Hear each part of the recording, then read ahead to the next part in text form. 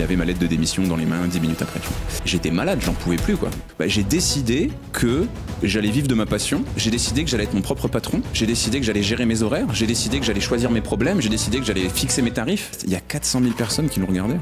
400 000, tu te rends compte, il y a 400 000 personnes qui m'ont écouté citer 10 ingrédients, 10 aliments, que je démonte en plus. Attends, c'est complètement dingue, c'est la taille de quelle ville déjà, 400 000 personnes, tu vois. Il dit écoute mec, c'est pas compliqué, il faut que t'écoutes mes conseils, arrête de tout faire toi-même. Il faut que t'aies un monteur, il faut que t'aies un miniaturiste, il faut que t'aies ci, il faut que t'aies ça, et il faut que tu sois un chef d'orchestre. Tu vois, j'ai pas envie de me retourner dans quelques années et me dire qu'est-ce que ça aurait donné si je m'étais impliqué plus que ça, tu vois. Aujourd'hui, j'ai une petite voix dans ma tête qui me dit mais mec, emprunte une somme phénoménale, fais-en une start-up de dingue et vois grand quoi.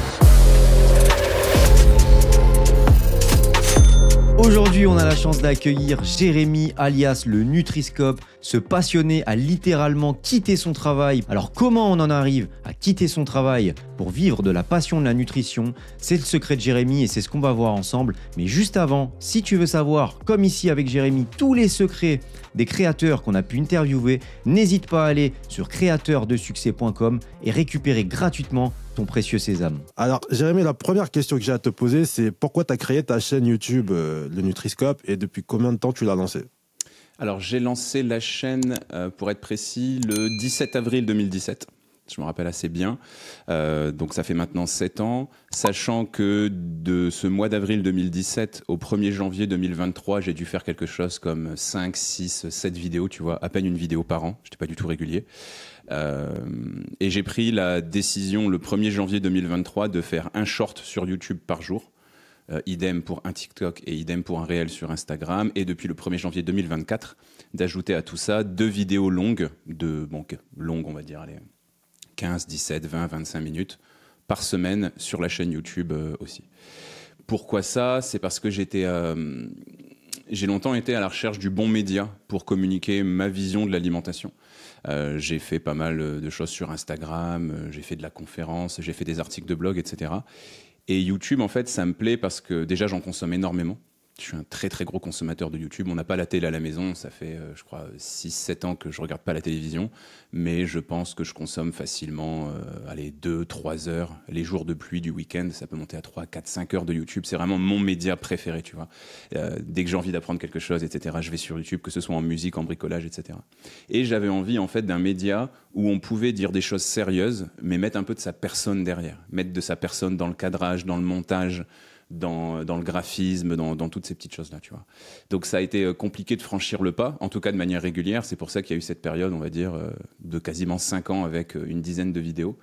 Mais il y a eu un moment où je me suis rendu compte que c'était peut-être le média qu'il me fallait pour exprimer mes idées de manière claire, tout en mettant un peu de ma personne dans ces idées aussi.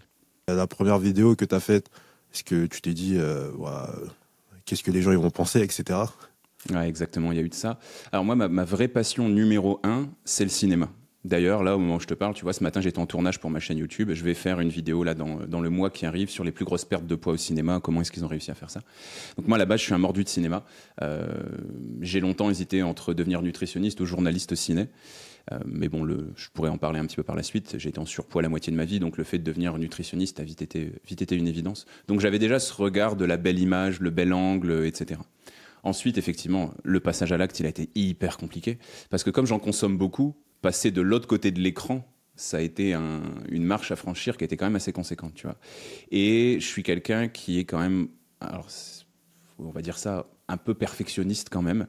Et c'est vrai que ça faisait beaucoup, quoi. C'est pour ça que j'en ai fait si peu, parce que je me suis dit, qu'est-ce qu'ils vont penser de mon image ? Qu'est-ce qu'ils vont penser de mes idées aussi? Parce que tu vois, la nutrition, aujourd'hui, beaucoup de personnes en parlent. Est-ce que les gens vont être d'accord avec moi? Est-ce que je ne vais pas me faire clasher par des scientifiques, par des personnes qui partagent une autre vision de l'alimentation équilibrée que moi? Donc, il y avait ce double aspect, cette double inquiétude qui était un petit peu compliquée au début. C'est pour ça que j'ai préféré prendre mon temps, affiner aussi un peu ma lame, tu vois, continuer à lire énormément de bouquins, énormément d'études scientifiques. Comme je le dis très souvent, moi, il n'y a aucun problème pour rencontrer quelqu'un qui n'est pas d'accord avec moi, qui veut qu'on débatte de la nutrition, tu vois, parce que tout ce que je sors en matière de nutrition, ça vient d'une étude scientifique ou d'un bouquin qui fait référence dans le domaine, quoi, si tu veux. Ouais. Et c'est pour ça que j'ai eu besoin de prendre mon temps, de prendre quelques années, d'affiner aussi un peu ma personne, ma manière de parler, peut-être, l'humour, où est-ce qu'on le met? Parce qu'au début, on veut être beau, on veut être drôle, on veut être pertinent, on veut être tout, tu vois. Et au final, tu te regardes. Moi, je me souviens, la première fois que je me suis vu, je me suis dit, mais qu'est-ce que j'ai fait, quoi? C'est pas moi. Et encore aujourd'hui, j'ai un peu de mal, tu vois. Même là, peut-être que le ton que j'utilise, la manière dont je parle, le sourire, etc., c'est peut-être un peu différent de ce que tu peux voir d'ailleurs sur ma chaîne. Parce que je trouve ça très compliqué d'être en harmonie, la personne que tu es quand tu parles de façon naturelle, comme on est en train de le faire là, et quand tu as ce ton où tu as envie d'apprendre aux gens quelque chose d'un peu particulier qui te tient à cœur, tu vois. Donc effectivement, au début, il y a eu pas mal de pression par rapport à ça. Aujourd'hui, ça va beaucoup mieux. Je fonce et j'essaye de pas trop me regarder. Et forcément, maintenant que je suis lancé, on va pas s'arrêter. Mais ouais, au début, très compliqué de m'y mettre, ouais, clairement. Non, mais c'est vrai que le ton, il est un peu différent de ce que je vois sur tes vidéos, mais il est semblable à ce que j'ai vu sur tes 2 vidéos où tu as fait un peu un vlog de ta vie d'entrepreneur et tout ça. Oui. Et c'est exactement le même ton. Donc c'est bien d'avoir apporté ces deux tons différents sur ta chaîne. Et aussi, je voulais te demander, une fois que tu as créé ta première vidéo et tout, le côté technique, parce que tu as dit que tu aimais le cinéma, mais faire le montage, faire les miniatures et tout, ça prend pas comme ça.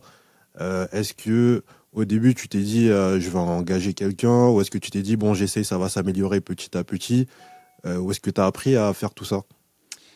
En fait, depuis ma plus jeune enfance, je suis quelqu'un d'extrêmement curieux et d'extrêmement impatient.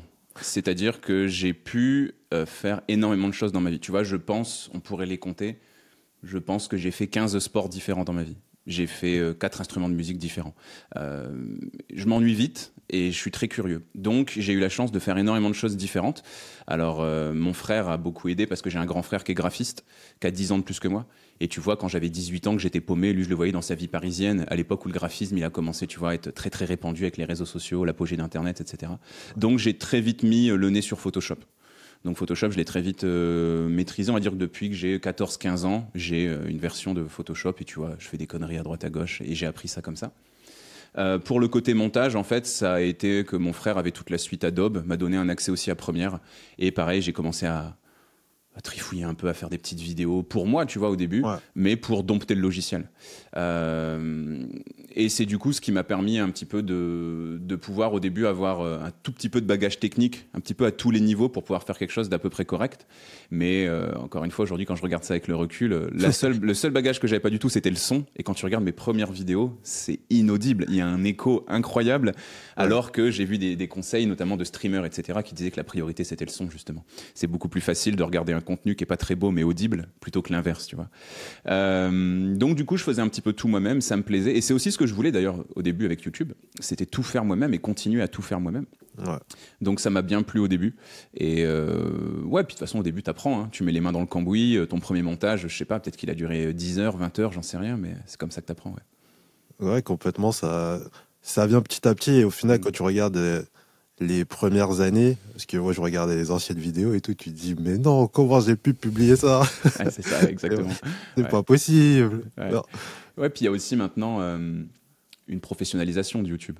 Tu vois, en 2017, quand j'ai lancé ça, je sais pas, ça me paraît assez flou, tu vois, mais j'ai encore du mal à me rappeler où en étaient les gros youtubeurs. Je crois que, je sais pas, on est peut-être encore à l'époque des Cypriens, des trucs comme ça, peut-être, tu vois, 2017. C'est encore assez loin en arrière.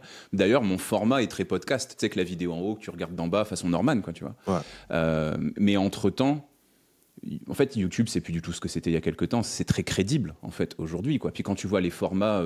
je sais pas si tu regardes un peu les choses comme des personnes comme Squeezie, comme Joyka, comme Amine Mathieu, ou etc., les gros projets, le GP Explorer, etc., qui a pu avoir lieu sur Internet. On a vraiment eu un basculement ces dernières années où c'est plus seulement quelque chose en plus, YouTube, mais un média à part entière, tu vois. Et en parallèle de tout ça, au fur et à mesure des années, c'est vrai qu'en 2017, je trouvais moins d'informations. Aujourd'hui, des ressources sur YouTube, des vidéos pour t'apprendre à monter, pour t'apprendre à faire une minia, etc., mais t'en as... C'est très compliqué, je trouve, aujourd'hui, de dire « je ne sais pas faire », tu vois. Si tu ne sais pas faire, il y a des grandes chances que quelqu'un sache et t'ait fait une vidéo sur le sujet, quoi. Ouais, c'est vrai. En plus, ça te rajoute un autre média d'apprentissage. Parce que je sais que moi, par exemple, pour apprendre des choses, si tu me donnes un bouquin, ça va pas le faire. Par contre, j'ai appris énormément de choses en regardant des vidéos. Je sais pas, je pense que chaque personne est un peu différente. Il y a, par exemple, pour me lancer dans les podcasts, etc., avec un matériel acheté, il y a plein de choses, tu me les aurais données sur papier, j'aurais jamais appris. Et du coup, c'est bien d'avoir ce nouveau média, et notamment, toi, dans ton cas, avec la nutrition, moi, j'aurais probablement jamais acheté un livre sur la nutrition, même si je sais que j'en ai besoin dans ma vie. Le fait de t'avoir trouvé sur YouTube, j'ai appris plein de choses. Et cool. des choses complètement... je n'aurais jamais pensé, j'ai pas d'exemple en tête, mais je regardais tes vidéos, il y a des aliments que je pensais pas que c'était aussi négatif, par exemple, ou que certains étaient aussi positifs. Il y a des fruits, là, je les regardais, genre, t'es bien gentil, mais j'avais aucune idée que ça, par exemple, ça va tenir le fer dans ton corps, etc. Ouais.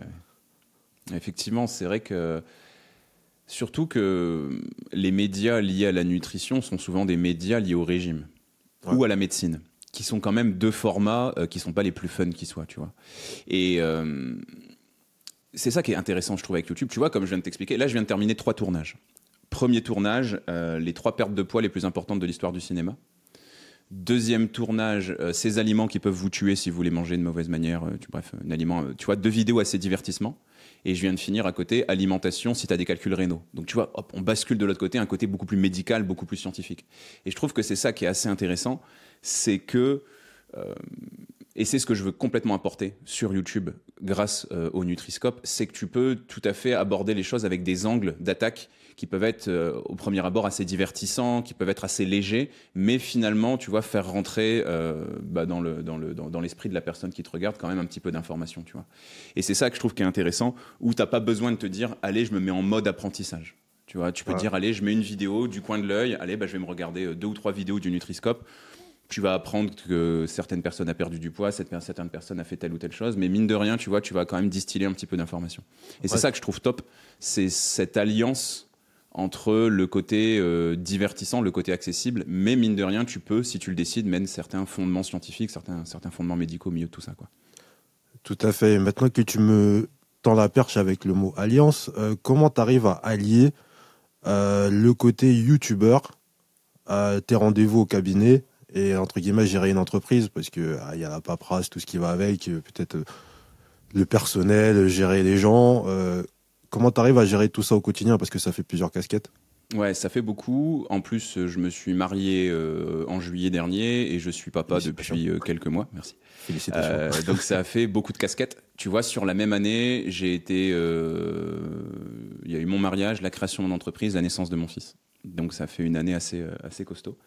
Le secret, c'est l'organisation. C'est de prévoir en amont, de bloquer des créneaux. Tu vois, par exemple, mon cabinet, j'ai maintenant décidé que je ne faisais plus que 50 consultations par mois. C'est acté, je ne fais plus que ça, parce que j'ai besoin de me libérer du temps à côté. Donc j'ai gardé les lundis, les mercredis et les samedis matins pour les consultations. Il y en a certains où je ne travaille pas parce qu'il n'y a pas besoin d'autant que ça pour avoir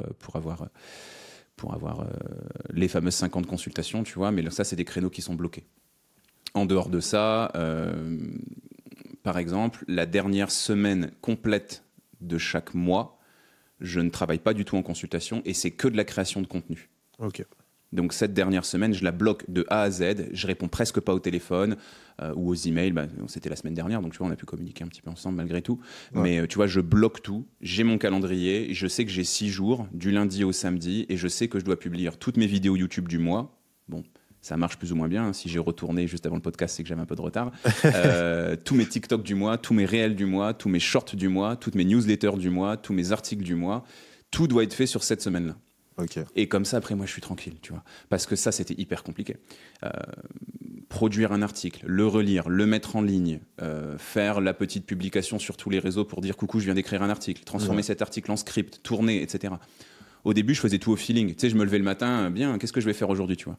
Et au fur et à mesure, non, tu te rends compte que tu pètes un plomb quand tu fais ça. Donc, du coup, je fais énormément je fais du time blocking, tu vois ce que c'est? Tu sais, je me réveille le matin et je me dis de telle heure à telle heure, je fais ça.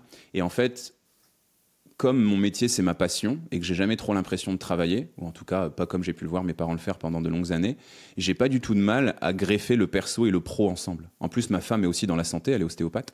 Donc, je fais aussi du time blocking avec ma vie personnelle. Tu vois. Okay. Par exemple, tu vois, je sais que mon fils, généralement, rentre de la nourrice à 19h. Je sais qu'en gros, il dort à 20h30, mais je sais que de 19h à 20h30, c'est 100% mon fils. Rien d'autre n'existe de 19h à 20h30 tous les jours. Idem le matin, je sais que avant qu'il qui partent chez la nourrice ou autre, tu vois, je peux prendre mon petit déjeuner avec lui. Donc en fait, moi, j'ai tout bloqué de manière précise. J'ai même bloqué mes divertissements. J'ai bloqué 30 minutes par jour consacrées à la lecture. J'ai bloqué 30 minutes par jour consacrées à la musique. Là, je le fais plus trop parce que ça commence à faire beaucoup, mais j'avais bloqué par le passé 15 minutes par jour consacrées au dessin. J'ai 5 minutes par jour consacrées à mettre mes idées sur papier. Bref, tout est bloqué. Alors, je te dis ça là de manière très sereine. Le seul problème, c'est que tu as un petit peu l'impression de te transformer en cyborg. Et l'improvisation est un petit peu plus compliquée. Donc là, je t'avoue que ça fait quoi maintenant ? Ça va faire 1 an où je me suis dit, allez, je me lance à fond. C'était le jour de mes 32 ans. Donc tu vois, le 11 mai 2023, j'ai pris l'engagement de me donner à fond à 100% dans le côté entrepreneuriat, etc. Ouais. Là, ça va faire quasiment 1 an. Je te cache pas que c'est cool d'un point de vue des résultats, mais d'un point de vue, comme je te dis, vie quotidienne, il y a un côté robotique qui montre un petit peu ses limites là au bout d'un certain temps. Donc on verra dans quelques semaines, quelques mois si je vais pas encore ajuster un petit peu le mode de fonctionnement. Mais ouais, le secret c'est ça à fond quoi. Organisation, puis des choix. Là, je suis dans une phase où je sors beaucoup moins, je vois beaucoup moins mes amis. Ouais. C'est un choix que j'ai fait, tu vois. Moi, j'ai une énorme bande d'amis, on aime bien faire la fête. Mais il y a un moment où tu vois, tu peux pas tout faire. C'est impossible, où tu fais tout mal, quoi.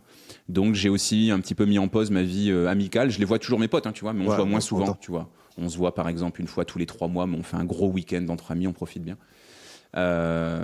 Et puis je sors beaucoup moins, quoi. Je sors presque plus les bars, les boîtes. Alors autant te dire que ça c'est fini. Non, voilà, je me plais dans ce que je fais. Et puis, j'ai envie vraiment de me donner à 100%. Tu vois, j'ai pas envie de me retourner dans quelques années et me dire qu'est-ce que ça aurait donné si je m'étais impliqué plus que ça, tu vois. Donc, j'essaye de me donner à 100% tout en laissant ces petites fenêtres perso. Ouais. Complètement, je me retrouve dans ce que tu dis. Et encore, là, par exemple, tu as parlé du bébé. Moi, quand je regarde mes journées actuellement, avec tout ce que j'ai à faire avec le podcast et mon taf à côté, j'y ai souvent pensé, mais je me suis dit, je vois pas comment je cadre un bébé là-dedans. C'est impossible. Là, déjà, je suis à la limite de la crise cardiaque. Et là, je me dis, mais franchement, toi, j'admire ce que tu fais parce que je vois pas comment tu arrives à gérer tout ça. C'est beaucoup d'organisation, comme tu dis. Ouais. Si ma femme était là, elle en rirait moins. Je lui sors parfois cette phrase qui est con, tu vois. Je lui dis, on en reparlera quand je serai en burn-out, tu vois, mais en rigolant, mais en même temps en me disant, fais gaffe quand même un petit peu à toi. Après, si tu veux, moi, je suis quand même pas mal dans cette vibe de... Je lis beaucoup de bouquins de développement personnel, je regarde énormément de contenu par rapport à ça. Je suis énormément dans l'amélioration de soi-même, apprendre à se connaître, tu vois, l'évolution permanente. Et il y a un côté engrenage dans tout ça. Moi, je suis vraiment un cliché. Hein. Je suis le cliché. Hein. Tu prends toutes ces vidéos-là, la douche glacée le matin, la méditation, tout ça, je le fais. Hein. Et en fait, si tu veux, moi, je lis beaucoup en ce moment. Ouais. Et j'ai vraiment essayé de lire des bouquins de personnes qui m'inspirent. Et j'ai essayé de faire des connexions, quoi, tu vois. Et je me suis rendu compte qu'il y avait quand même des choses qui revenaient chez ces personnes-là. Tu vois, tu peux aller de Steve Jobs à des entrepreneurs, à des auteurs, à, tu vois, même de Vinci, etc. J'ai essayé vraiment d'essayer de comprendre un peu comment ils fonctionnaient. Et je me suis dit, toutes ces choses-là que ces personnes font, je vais le faire moi aussi, tu vois. Je vais aussi jouer ce rôle d'entrepreneur dans l'attitude, dans la tenue, dans les habitudes, dans l'alimentation, bien évidemment, dans le sport, etc. Et pour l'instant, ça me plaît parce que si tu veux, c'est un petit peu comme quelque chose, un engrenage dans lequel j'ai le bras en fait. Tu sais, j'ai pas trop le temps d'y réfléchir en fait, tu vois. Je me lève le matin, je vais au sport, je prends ma douche, je prends mon petit déj, j'enchaîne, puis tac tac tac, les journées elles se font, puis mon fils, puis un petit temps avec ma femme, puis dodo, et puis on recommence en fait, tu vois. Ouais. Donc pour l'instant, il y a ce côté qui pourrait paraître effrayant d'extérieur, mais aussi hyper rassurant où je suis le process. Il y a une ligne rouge, je la suis. Comme tu l'as dit, en plus, ça porte un petit peu ses fruits pour l'instant d'un point de vue chaîne YouTube, etc., mais aussi entreprise.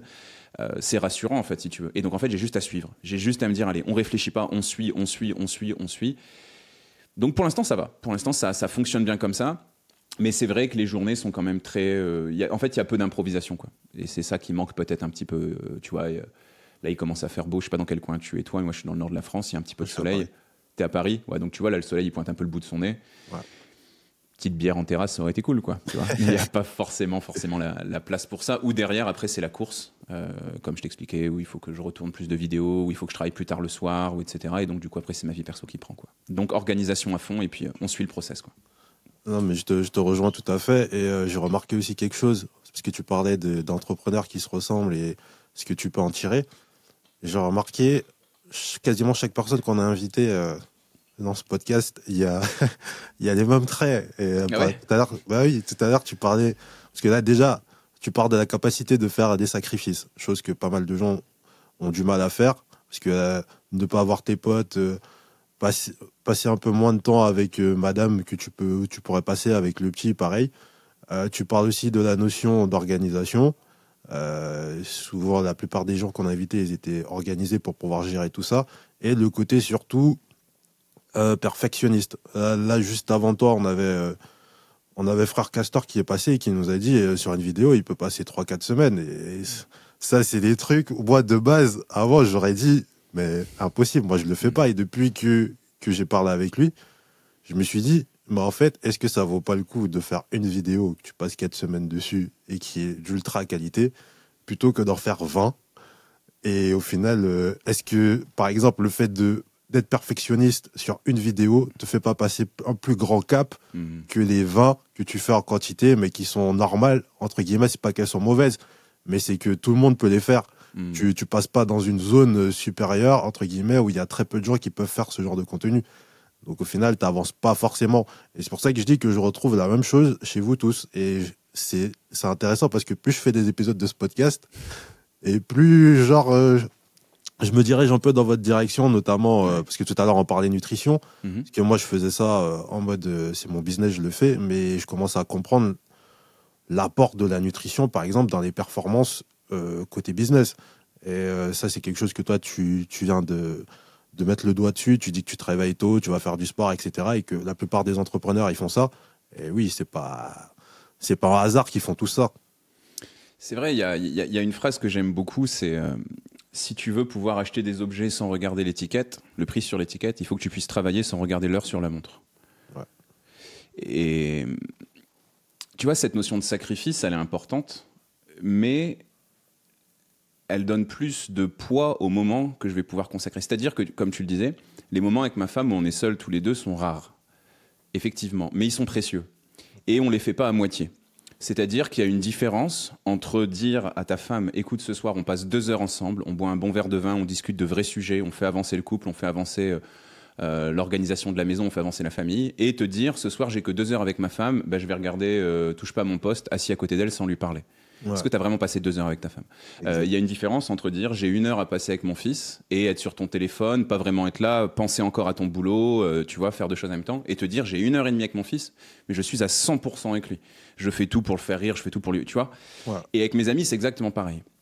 Il y a eu des clashs, il y a eu des amis qui comprennent pas, qui seront d'ailleurs peut-être plus des amis sur du long terme, où pour eux, il faut se voir souvent, il faut prendre une cuite toutes les semaines, sinon t'es pas ami, tu vois. Ouais. C'est pas la vision que j'ai de l'amitié. Ouais. Là d'ailleurs, j'ai une visio ce soir avec mes amis pour organiser les vacances. Tu vois, les moments sont plus rares, mais ils sont plus précieux. On se voit, on fait un vrai week-end, on discute de vraies choses.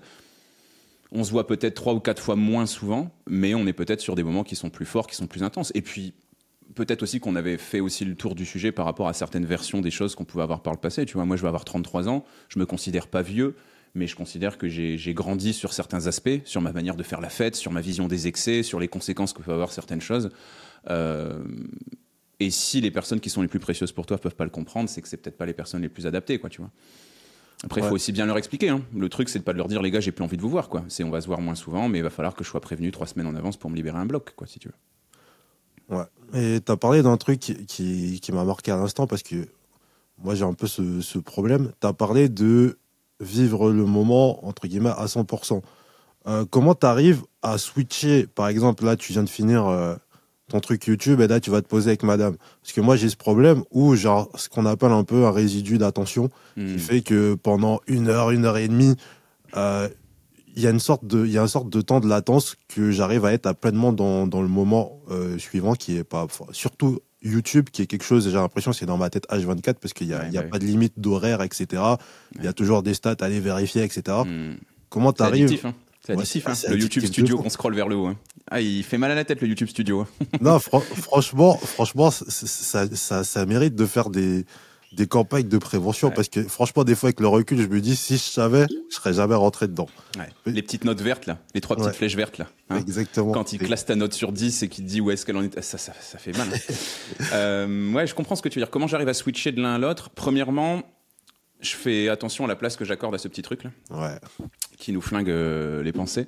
Et j'essaye de faire en sorte de ne pas consulter une source de problème à un moment où je ne peux pas le résoudre. Ok. En gros, tu es en vacances avec ta femme, à quoi ça sert d'aller voir s'il n'y a pas un bug sur le serveur de ton site? À quoi ça sert d'aller consulter s'il n'y a pas une plainte d'un patient ou d'un client si tu ne peux pas la résoudre? Ça ne sert à rien. Autant lire tes mails quand tu es devant ton PC. Autant regarder un potentiel problème quand tu as la solution à portée de main. Sinon, ça ne sert à rien. Ça va te niquer ta soirée, ça va te niquer tes vacances, quoi, si tu veux. Exactement. Donc la première chose, ça va être ça. La deuxième chose, c'est que j'ai la chance d'avoir une femme avec qui on communique énormément. Donc, quand on fait un basculement d'un moment à un autre, on peut tout à fait tous les deux avoir ces 5-10 minutes où on va un petit peu décharger nos émotions. Pas forcément sur l'autre, mais on va lui expliquer, quoi, tu vois. Tu vois, un peu comment s'est passée ta journée, sauf qu'on va vraiment bien s'écouter, essayer de bien comprendre. Ok, t'as une douleur, t'as une peine, t'as une incompréhension. Allez, on en parle doucement, c'est bon, t'as déchargé. Ok, on passe à la vie professionnelle, à la vie personnelle. Tu vois ce que je veux dire? Okay. Et puis, comme j'ai ce truc un peu visuel de time blocking, et aussi de rôle, parce qu'en fait, ce qui est assez drôle, c'est que même dans mes tenues, j'ai des rôles qui sont différents, tu vois. Quand je suis entrepreneur, je suis un peu costume, la cravate, la chemise. Quand je suis en détente, je suis plutôt comme ça. Quand je suis avec mon fils, on est plutôt sur une tenue où il peut vomir dessus à tout instant sans tu vois. Donc, il y a presque aussi un petit peu ce truc. Quand je suis avec ma madame, on est plus dans des tenues un peu plus cocooning, etc. Donc, en fait, les transitions, elles se font visuellement, elles se font comportementalement. Okay. Et puis, ouais, c'est l'idée de se dire, voilà, j'ai pas envie d'être à moitié là, quoi. J'ai pris cette décision bah, tu le vois aussi, c'est exactement ce que tu disais. YouTube, ça prend énormément de place dans ta vie, dans ton cerveau. Une entreprise aussi. C'est pas à ma famille d'en subir les conséquences, quoi. C'est à moi d'être assez fort pour que eux ne voient pas la différence sur mon tempérament, sur mon comportement. Et du coup, comme je te disais, de faire cet effort, d'ouvrir un peu mon cœur et dire, écoute, voilà, écoute chérie, ce soir, je vais peut-être pas trop parler parce que je suis un peu inquiet. J'avais mis beaucoup d'énergie sur une vidéo, elle pop pas, je comprends pas pourquoi. Donc voilà, ça me prend un peu de charge mentale. Je suis désolé, mais je vais être un peu moins là ce soir, tu vois. Donc ouais, je te dirais transition et puis communication et transparence au maximum. En tout cas avec madame et mon fils, quoi. Ouais, j'aime tout ce que j'ai entendu. 1 an de moins, mais beaucoup plus mature. T'as 34, toi? Ouais, enfin non, j'ai 33, je vais avoir 34. Tu vas avoir 34, ouais. Ah oui, donc on a pile poil 1 an, exactement. Ouais. J'ai vu que tu as fait 6 ans d'études dans la nutrition. T'as jamais créé de business avant. Comment tu as appris à développer une entreprise? Quelles difficultés tu as rencontrées à ce niveau-là?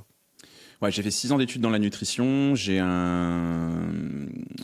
master en recherche et développement en nutrition que j'ai fait en plusieurs segments, en passant d'abord par le diplôme de diététicien, puis différentes autres expériences. Et avant tout ça, j'ai fait une année de prépa en nutrition. Donc c'est l'équivalent d'une première année de médecine fait en école privée pour remettre tout le monde au même niveau, tu vois. Les bacs S, les bacs L, etc. Donc j'ai 6 ans d'études après le bac, mais j'ai un niveau bac plus 5. Et après, j'ai des diplômes de physio, nutritionniste, micronutritionniste, mais ça, c'est des formations en parallèle. Par rapport à la gestion du business, c'est marrant parce que je me suis jamais trop posé cette question. Comment est-ce que l'idée d'entreprendre est arrivée? L'envie, elle est évidente. C'est un événement dans l'ancienne entreprise dans laquelle je travaillais. En fait, j'ai fait des études. Mes études sont plutôt bien passées. Je suis quelqu'un d'assez scolaire. Donc, j'ai toujours eu des résultats assez cool, ce qui m'a permis d'avoir des très bons dossiers et ce qui m'a permis de pouvoir faire des très bons stages et d'être assez pertinent après sur le milieu de l'emploi. Donc, quand je suis sorti de mes années d'études, j'ai fait 1 an de vie associative parce que c'était important pour moi de donner un petit peu de mon temps pour les autres. Et pendant ces 1 an de vie associative, j'ai fait une liste de toutes les entreprises de France dans lesquelles j'aimerais travailler. Et je les ai classées de la première à la dernière. Et je crois, je sais plus, je vais dire une bêtise, je sais plus s'il y en avait 30, 50, je sais plus trop, mais plusieurs dizaines de boîtes, tu vois. Et j'ai eu la chance de postuler dans celle qui était tout en haut de la liste et j'ai été pris. Okay. Mais l'expérience ne s'est pas très bien passée et c'est la première fois de ma vie où en fait déjà j'ai concrétisé mes connaissances parce que c'est bien beau d'être scolaire ou d'être major de promo, ça fait pas de toi un bon travailleur. Un bon élève n'est pas forcément un bon travailleur ni un bon businessman, tu vois. Donc il y a eu déjà cette première réalité qui a pris un petit peu de temps. Et puis, il y a eu cette première confrontation au monde du business, quoi. Où toi, t'arrives, t'es tout frais, t'as parlé nutrition, t'as parlé santé pendant 6 ans de ta vie, t'es plein de bonnes idées, tu veux changer le monde, tu veux aider les personnes à être mieux dans leur corps, mais t'as en face de toi un patron qui a une boîte à faire tourner et des employés à payer, tu vois. Et il y a eu des clashs, il y a eu des petites histoires, il y a eu des petites phrases. Je me souviens d'une phrase qui a été l'élément déclencheur où il m'a dit « Écoute, t'es pas là pour sauver la veuve et l'orphelin, t'es là pour faire du business ». Et il avait ma lettre de démission dans les mains 10 minutes après, tu vois. Et du coup, je me suis dit non, ça marche pas, c'est pas possible. Je suis pas heureux, c'est pas la vision que j'en ai. Il y avait aussi un côté dans l'entreprise qui me plaisait pas. Moi, je t'avoue que le lundi matin, faire le bilan de ton week-end en buvant un petit café, ça me fatiguait au plus haut point. prendre 1h30 pour manger le midi alors que tu peux manger en une demi-heure et puis travailler et finir ta journée plus tôt. Il y avait un fonctionnement qui me plaisait pas. Ce côté start-up en façade, mais derrière, ça tient pas la route, tu sais, les toilettes s'appellent Jojoba, la cuisine s'appelle Quinoa, tout a des noms un peu perchés, tu vois. Rien ne se fait comme ailleurs. Tu réfléchis dans des bains à bulles, mais au final, en fait, je me perdais complètement. Je me perdais complètement dans ce milieu de l'entreprise. Et j'ai quand même eu, du coup, moi, cette transition par l'activité libérale, tu vois. Ouais. Donc, la première expérience que j'ai eue avec le business et le côté entrepreneuriat, ça a d'abord été mon cabinet. Donc, j'ai pu commencer par là. Et c'est ensuite, en ayant des missions de plus en plus larges, en ayant des demandes de plus en plus larges, que je me suis dit, il faut faire plus et il faut passer à l'entreprise, puis à la SAS, comme maintenant j'ai. Mais je te dirais que les étapes se sont vraiment faites petit à petit. Et puis en parallèle de ça, vraiment beaucoup de bouquins. J'ai vraiment lu énormément de bouquins sur l'entrepreneuriat, sur le développement personnel.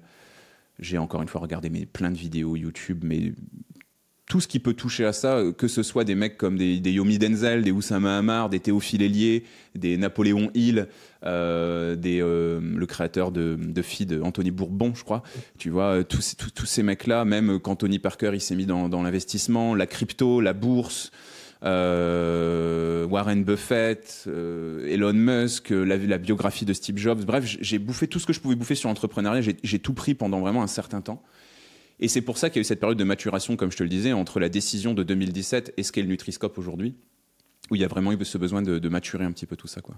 Mais j'avais pas trop le choix, quoi, finalement. Parce que si le milieu de l'entreprise te plaît pas, et que tu es dans un domaine comme le mien, où c'est surtout des valeurs, je me voyais pas, tu vois. J'ai fait 6 mois de vie entreprise, j'ai été embauché le 1er juin, j'ai démissionné le 1er janvier 2017. Donc tu vois, j'avais pile poil 6 mois, j'étais malade, j'en pouvais plus, quoi. Tu vois, et je me suis dit, ma vie, ça va être ça, quoi. J'ai fait 6 ans d'études supérieures, je me suis chié de premier de la classe toute ma vie, pour finalement être malheureux dans une boîte dès maintenant, quoi, tu vois. Donc ouais, il y avait pas trop d'autres solutions que ça, quoi, finalement, je pense. Non, mais t'as pointé du doigt l'importance de l'environnement, entre guillemets, pour pouvoir avancer dans la direction où tu veux aller. Moi aussi, j'ai écouté plein de podcasts entrepreneurs. Et j'ai remarqué aussi que ça a fait une différence dans côté business et que ça avance plus vite pour la simple et bonne raison que c'est un peu comme tes amis. C'est-à-dire que il y a un moment où j'écoutais plein de podcasts de foot toute la journée. Ouais.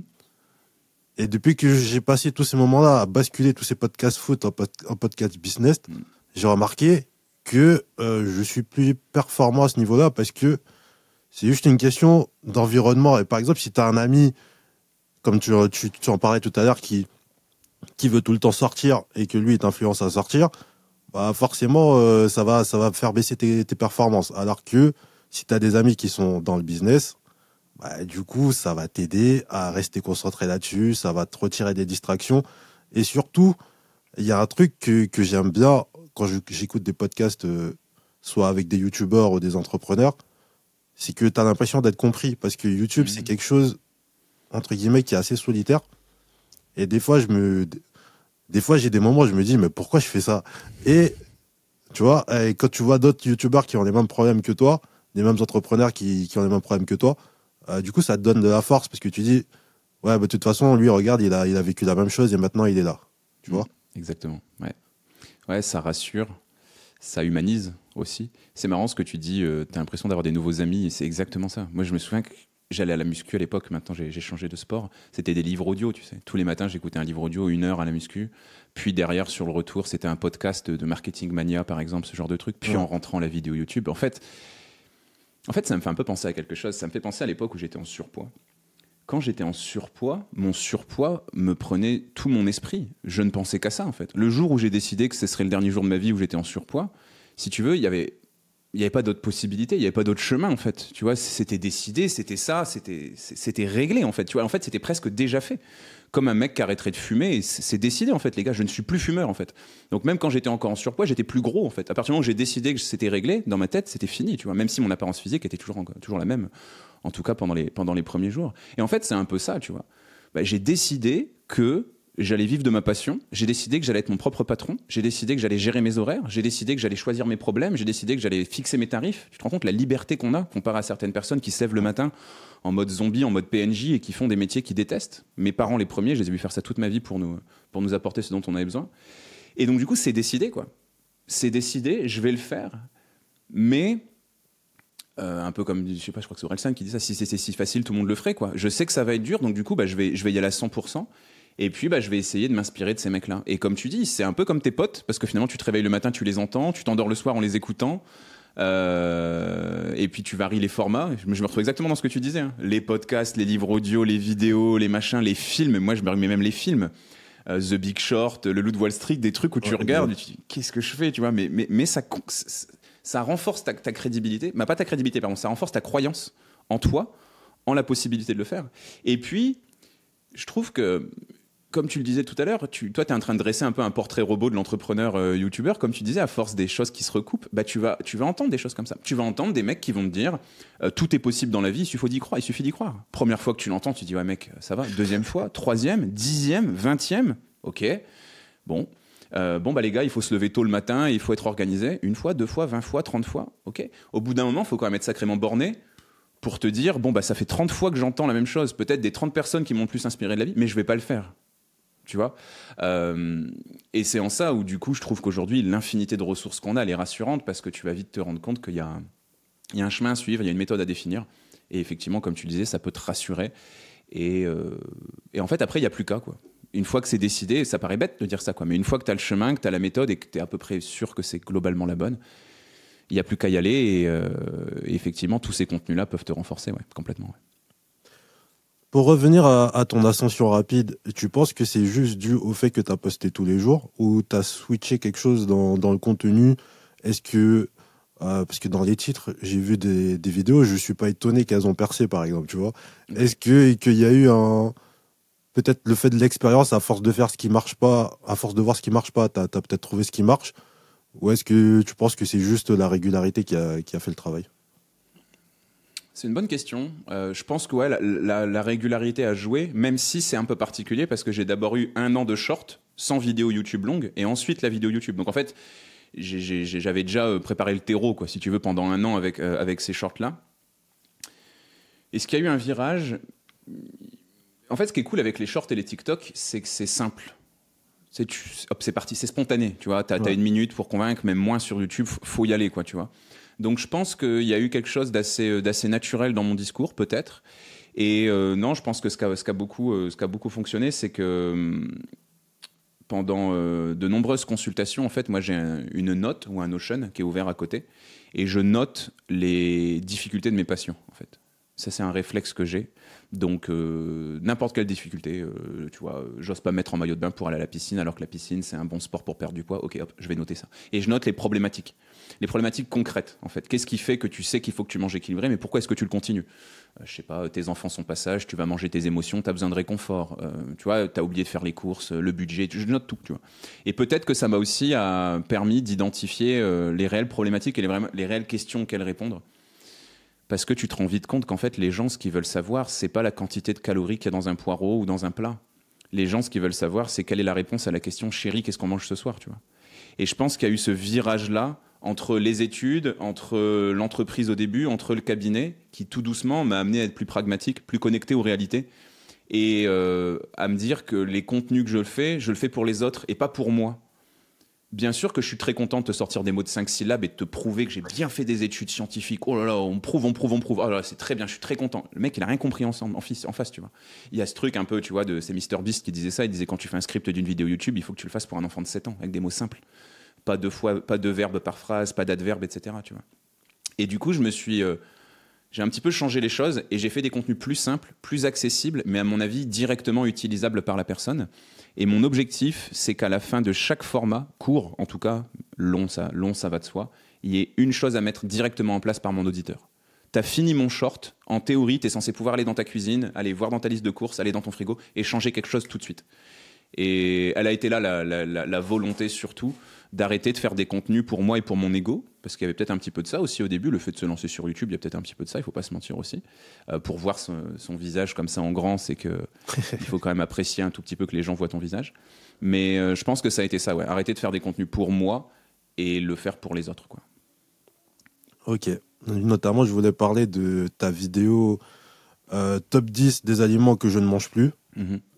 Je tiens à dire que c'est 10 aliments que je mange beaucoup. Donc, ça revient au problème qu'on parlait avant le début de cette vidéo. Tu as aussi top 3 aliments riches en vitamines qui a plus de 100K. On voit très clairement que les vidéos, pour toi, les top numéros de chiffres avec la nutrition derrière, c'est clairement un créneau qui fonctionne. Donc toi, tu comptes capitaliser dessus, ou est-ce que tu as remarqué d'autres concepts qui pourraient marcher pour toi à tous les coups aussi? Écoute, déjà, je te remercie parce que j'avais jamais été voir les statistiques des shorts.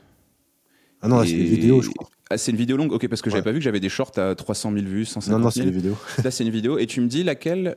Tu m'as parlé de vitamines. T'as top 10 des aliments que je ne mange plus. Ouais, ça, c'est la plus vue. Franchement, ce titre, c'est quasiment impossible à cliquer. Ouais. Et tu avais top 3 aliments riches en vitamine D, pardon, qui a plus de 100K aussi. Ok, mais ça, c'est un short, hein, la vitamine D. Ah ouais, c'est un short? Ouais, c'est un short, ça. Okay. Et celle-ci, elle est à 315 000 vues maintenant. Ouais, vache. Et la vitamine D... Ouais, elle est là, ouais. Donc, oui, 102 000. Ah oui, le short le plus vu, c'est 315 000 vues. Top 3 aliments anti-fatigue. Ok. Pardon, du coup, je t'ai coupé. Non, mais c'était justement à toi de répondre parce que je disais, est-ce que c'est un concept qui fonctionne bien pour toi? Parce que clairement, ça fonctionne. Est-ce que tu comptes le capitaliser dessus ou est-ce que tu es du genre à... Parce que je sais que, par exemple, MrBeast, il dit, quand quelque chose, il fonctionne bien, je veux l'arrêter pendant qu'il fonctionne bien. Je veux pas arriver à un stade où en fait le concept il est mort. Est-ce que toi tu comptes capitaliser dessus vu que ça fonctionne ou est-ce que tu comptes passer à un autre concept et tester voir si ça fonctionne aussi? Ouais. Quand tu parles de concept ici, tu veux dire ce côté un peu liste, ce côté top? Top 10, top ouais, 10, etc. top 3. Ouais. Bah, disons que là-dessus, il y a surtout la façon dont le titre va être mis en place. Les listes, ça marche bien. Top 3, etc. Tu vois, il y a top 3 et je fais des vidéos où parfois ça va être 9 astuces pour. Ouais. Je pourrais faire top 9. Ouais. Tu vois, top 9 aliments ou 9 aliments qu'il faut absolument que tu manges ou comment faire cela en 9 étapes. Tu vois, tu aurais plusieurs possibilités pour le faire.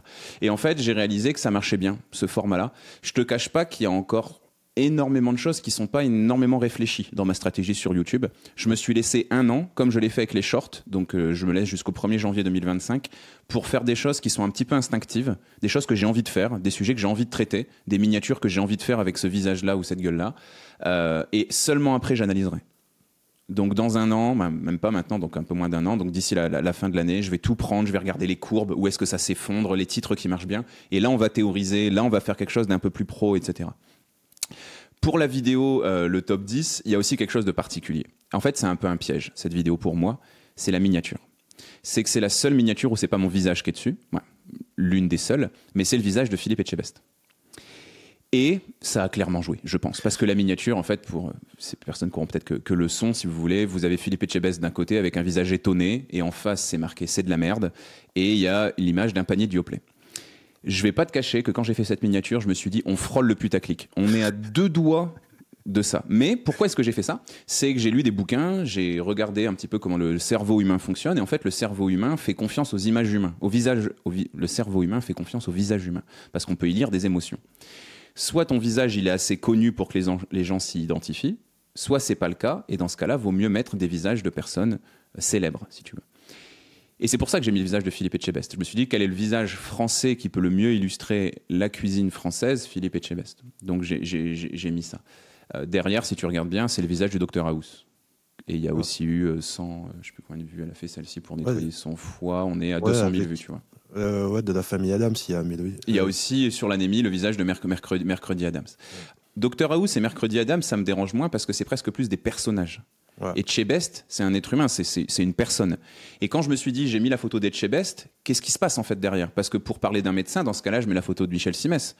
Mais je suis plus tellement loin de ces gens-là, en termes de réseau, en termes de réputation et de connaissances, si, complètement. Mais tu vois que c'est bancal, en fait, ce truc.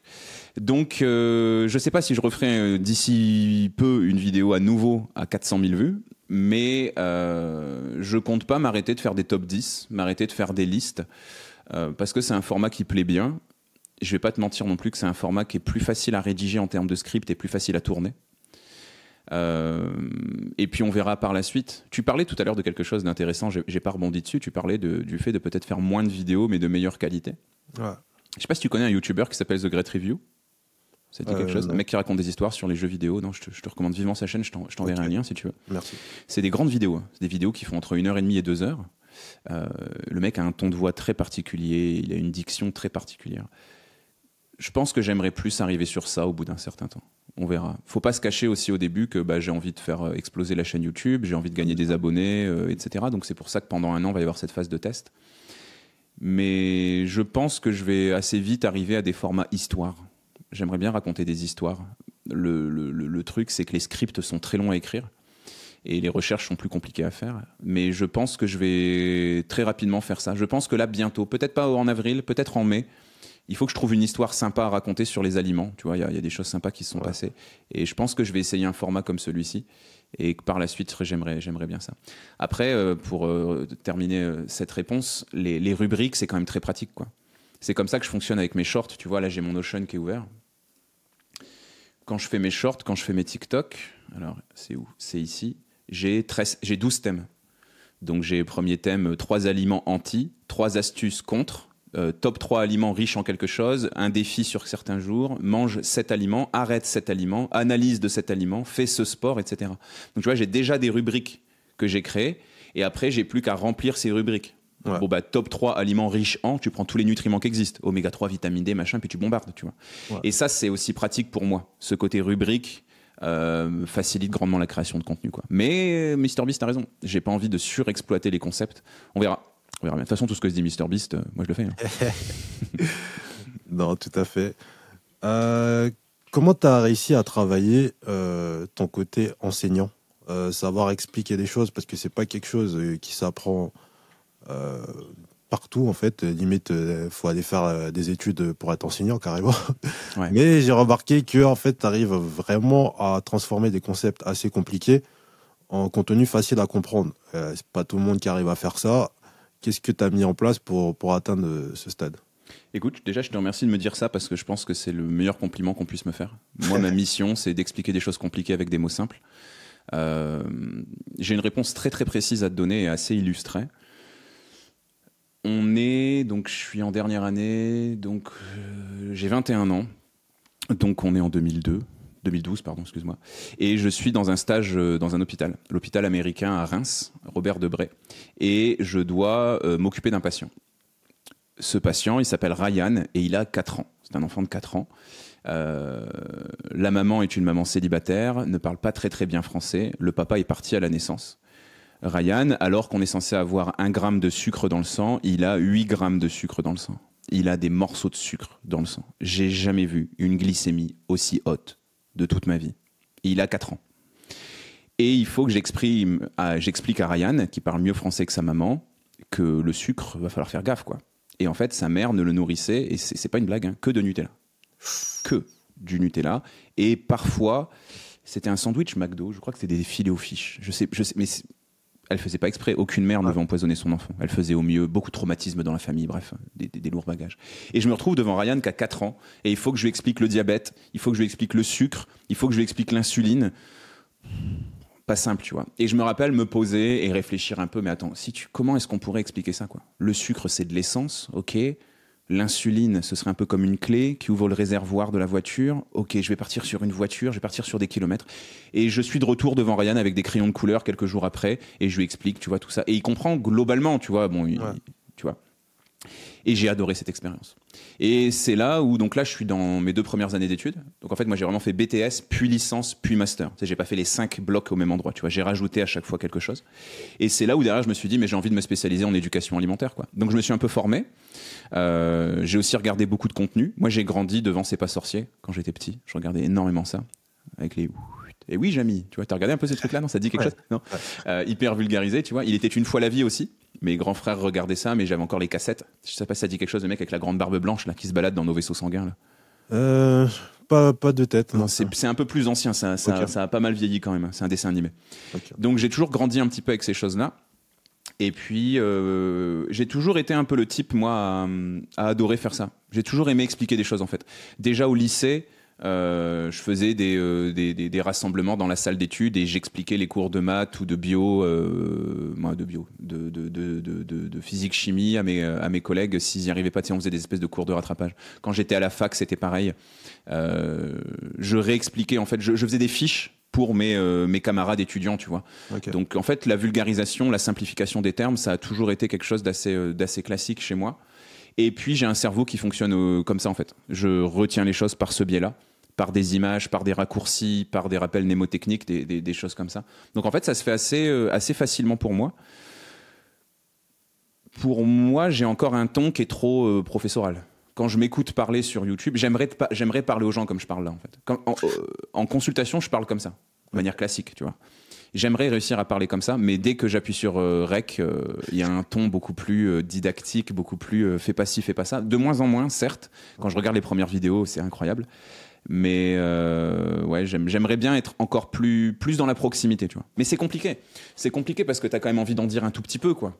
Tu vois, c'est compliqué si tu dis pas le nom des molécules. C'est compliqué si tu dis pas le nom des organes. Tu vois, ouais. Tu vois par exemple un mot comme antioxydant.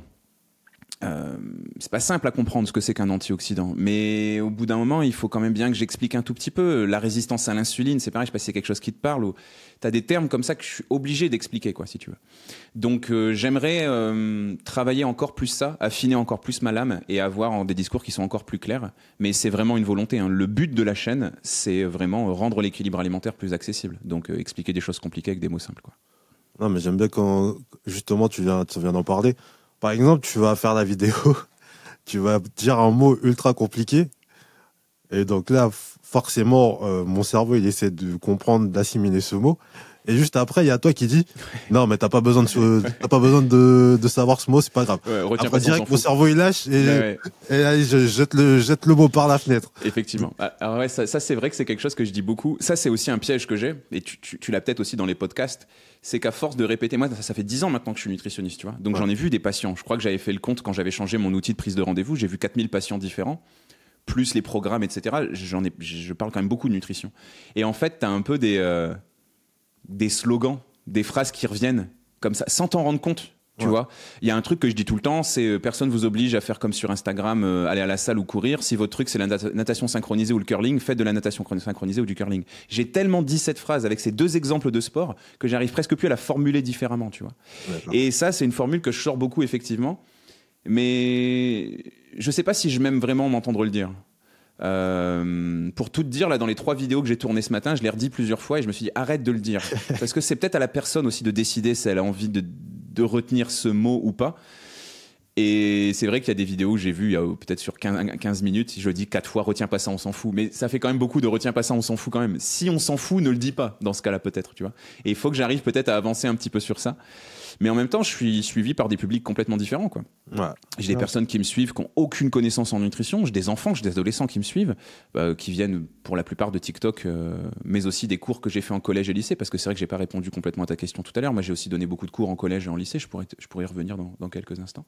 Mais j'ai aussi des spécialistes de la santé, j'ai aussi d'autres personnes, quoi. Donc, soit il faut que j'adapte mon script pour qu'il soit compréhensible par tout le monde, soit il faut que je fasse le tri. Est-ce que je l'ai dit, ces mots compliqués, ou est-ce que je l'ai dit pas? Mais encore une fois, comme je t'expliquais, pour l'instant, je suis encore très naturel, ça glisse un petit peu comme ça, et on verra à la fin de l'année le bilan. Et je rebondis du coup, sur la première question que tu me posais tout à l'heure, où je t'ai répondu qu'à moitié. C'est vrai que pour le côté aussi éducatif, moi j'ai donné beaucoup de cours. Je me suis rapproché des collèges et des lycées de ma région. Des principaux et des sous-principaux et des infirmières scolaires. Et j'ai proposé des parcours éducatifs en 10 heures, donc 5 ateliers de 2 heures, où je vais devant les classes et où je propose 5 ateliers ludiques. Dégustation d'aliments les yeux bandés, alimentation, environnement, tu vois, des choses comme ça. D'accord. Et j'ai eu de tout type. J'ai eu de l'école privée bordelaise, très huppée, où tout le monde est en uniforme. Et j'ai eu des classes qu'ils appellent prioritaires, beaucoup plus compliquées. Et j'adore. Et moi, plus les profs me disaient « Ouais, la classe, elle est compliquée, tu vas voir. » Incroyable. Parce qu'en fait, il n'y a aucun élève compliqué. Moi aussi, j'étais un élève compliqué parce que je m'ennuyais en cours, tu vois. Compliqué.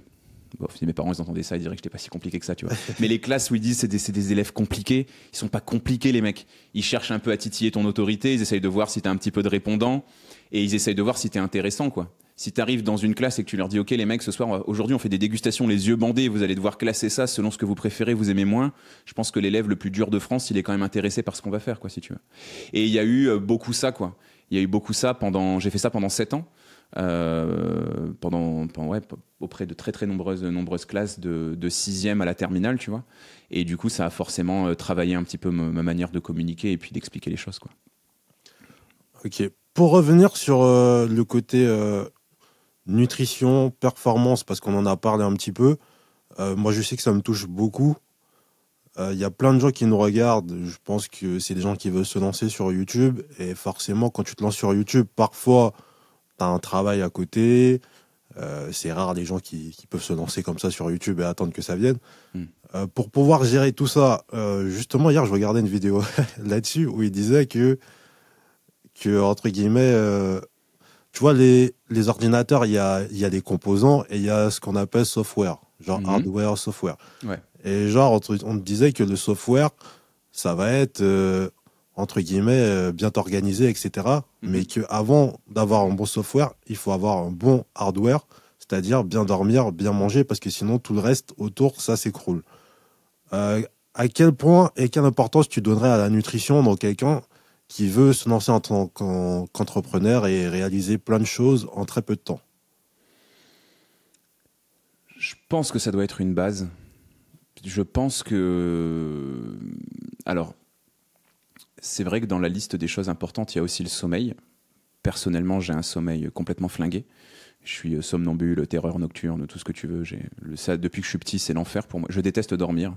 Bizarre, phrase très bizarre. Mais pour moi, dormir, c'est une source de stress. C'est très, très compliqué pour moi. Donc, je suis pas forcément le mieux placé pour faire des leçons par rapport à tout ça. Mais la nutrition, c'est quand même mon domaine. Moi, je pense que ça commence par là, en fait. Et je pense que ce soit de l'entrepreneuriat, que ce soit dans le sport, que ce soit dans la beauté, que ce soit dans ce que tu veux, tu es composé à 100% d'aliments que tu as mangés avant. Il faut quand même se rendre compte de ça, quoi. L'entièreté de notre corps, toutes les briques qui constituent notre corps, ce sont des morceaux d'aliments reconstitués, tu vois. Ou que notre maman a consommé avant, reconstitués, tu vois. On n'est que ça. On est des briques de Lego qu'on a retrouvées dans notre assiette, quoi. Donc je sais pas, je pourrais pas te donner quelque chose, un pourcentage ou quelque chose comme ça, mais je pense qu'avant la mise en place de n'importe quel projet, il faut t'assurer que tu as du bon carburant et il faut que t'assurer que tu nourrisses ton corps avec les bonnes choses. Parce qu'en fait, que ce soit ton cerveau, ton foie ou la main qui va te servir à rédiger un écrit ou quoi que ce soit, c'est le même carburant qui circule à l'intérieur, quoi, si tu veux.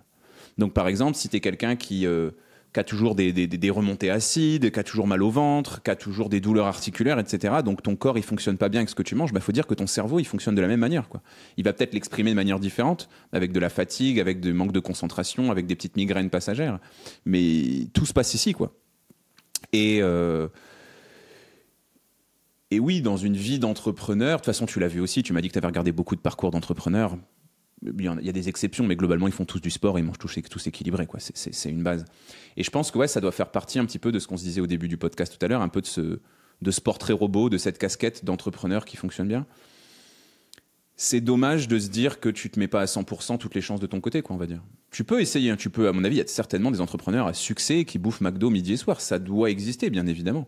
Mais c'est difficile de dire que tu es forcément à 100%, quoi. Parce que ton corps, il va galérer à digérer ça, ton énergie va être moins bien, tes nuits vont moins bien se passer, donc tu vas te réveiller plus fatigué. Donc ouais, effectivement, pour moi, c'est une priorité. L'hydratation aussi, hein. Il faut aussi penser beaucoup à ça. Moi, j'ai vu dans le secteur des entreprises, et j'ai beaucoup ça aussi au quotidien, ces gens qui tournent à 5, 6, 7, 10 cafés par jour. Mais qui du coup boivent pas d'eau à côté. Donc comme le café est un diurétique, quand t'en bois 10 par jour, tu pisses plus que tu ne bois, donc tu te déshydrates. Et je me rends compte aussi au quotidien que ça aussi c'est un combat pour beaucoup de personnes. On parle de l'assiette, mais les gens oublient de boire, quoi. Donc ouais, c'est quand même assez important. Moi, ma femme, elle est ostéopathe et elle est très intéressée aussi à quelque chose, c'est la respiration. Et ça, c'est aussi quelque chose de très très important qui compte. Alors là, je digresse un peu par rapport à la question que tu me posais, mais pareil, tu vois, c'est aussi important d'apprendre à respirer. On ne sait pas forcément très bien respirer, surtout quand, peut-être comme toi, mais aussi comme moi, tu es assis à un bureau toute la journée, penché en avant sur ton écran. Quoi, tu vois. Ouais. Donc je pense que n'importe quel projet que tu dois dans ta vie, tu dois mener dans ta vie, c'est vraiment 3 piliers qui sont super importants. J'en rajouterai un 4e, tu vois, je te dirais hydratation, je te dirais respiration, je te dirais alimentation et gestion des émotions aussi. Que tu passes par la méditation, que tu passes par le sport. Je pense que si tu n'as pas ces 4 piliers-là, et j'ai pu expérimenter des résultats différents selon quelle importance je mettais à tout ça, ça ne fonctionne pas. Et moi, je le vois. Hein. Là, j'ai dormi 4 heures. Je me suis couché hyper tard, j'ai mal dormi. Le tournage des 3 vidéos ce matin, l'enfer. Quoi. Tu bégayes, mais tu te dis, qu'est-ce que je raconte? Tu pars dans des impros. Le script, il est carré pourtant. Ouais. Tu pars dans des trucs, tu te supportes pas, tu n'as pas de patience. Je me rappelle que le mois dernier, je crois que j'ai tourné les 9 vidéos du mois sur 2 demi-journées. Donc ça fait 4 vidéos puis 5. C'est costaud quand même, hein, 5 vidéos d'affilée. J'ai pas bégayé du tout parce que j'avais fait une nuit incroyable, etc. Tu vois. Donc ouais, hyper important, mais faut pas se mettre trop la pression non plus par rapport à ça. Faut pas chercher à faire parfait et il faut juste essayer d'avoir une alimentation qui nous ressemble aussi, quoi. Tu vois, faut aussi penser un petit peu à ça. Faut aussi se dire que quand tu es entrepreneur, tu as beaucoup de stress. Mine de rien, manger, c'est un bonheur simple. Et il faut aussi que tu arrives à trouver un peu ce mélange entre les deux. Entre, certes, j'ai du bon carburant et je prends soin de mon corps et de mes capacités, mais je prends aussi plaisir à manger, quoi. C'est important, je pense. Qu'est-ce que tu as à nous dire sur les partenaires? Parce que j'ai remarqué quelque chose, parce que moi, à côté, j'ai un podcast sur le Paris Saint-Germain, on est une équipe. On est plusieurs dans l'équipe. Il y a, par exemple, on a un conflit qui est ouvert depuis des mois par rapport aux partenaires. Notamment quand on est dans le foot, le partenaire le plus fréquent qui tape à notre porte, c'est les paris sportifs. Ah oui, ouais. Jusqu'à maintenant, j'arrive à gagner le combat parce que la majorité, on est contre. Mais il y a quand même des irréductibles qui veulent avancer là-dessus parce que clairement, c'est des sommes d'argent qui pourraient quasiment nous faire tous lâcher notre travail. Ouais. Toi, j'ai vu que dans tes partenaires, tu attaches beaucoup d'importance aussi aux valeurs qui se dégagent. Notamment, tu es en partenariat avec Joe, avec Véritable, avec Urban Challenge. C'est ça. Et je t'ai entendu dire qu'en fait, quand tu acceptes des partenariats, tu veux vraiment que ça soit en adéquation avec tes valeurs à toi. Donc, je voudrais savoir, est-ce que c'est quelque chose... Comment ça t'est venu? Est-ce que c'est juste l'éducation de tes parents ou est-ce que c'est vraiment important pour toi par rapport aux gens qui te regardent? Parce que moi, je sais que c'est ce qui est clé pour moi. Les gens qui me regardent, entre guillemets, sur le podcast, c'est des gens, à la limite, ils ont un peu confiance en moi, notamment sur l'autre podcast foot. Y a des jeunes. Moi, je veux pas avoir un impact négatif sur la vie de qui que ce soit.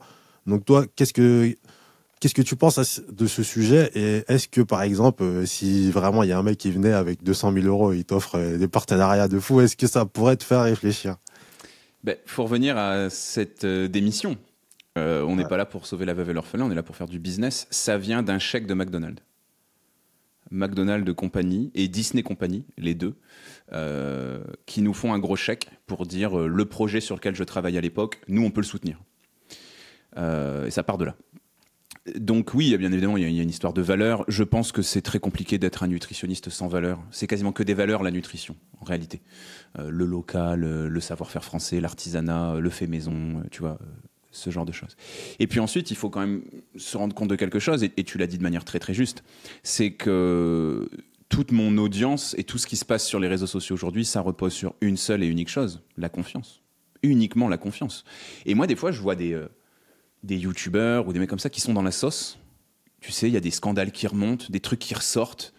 Et tu sais, je regarde le truc de base, mais je me dis, mais pourquoi tu t'es mis dans cette merde, mec? Pourquoi? Je sais pas si t'as suivi le truc avec Jérôme Jarre. T'as suivi un petit peu là, ces derniers temps là? Le mec qui avait fait la Love Army. Hier, mais... Ouais, il a été interviewé chez Click, là, chez Mouloud Achour, et il explique ses 2 erreurs. Et le mec, il s'est flingué. C'était le créateur de contenu le plus suivi sur la planète, le français le plus suivi de la planète. C'est un truc de fou, tu vois. 2,5 millions d'abonnés à l'époque de Vine, ce qui était gigantesque. Et le mec, il s'est flingué sur 2 mensonges ridicules.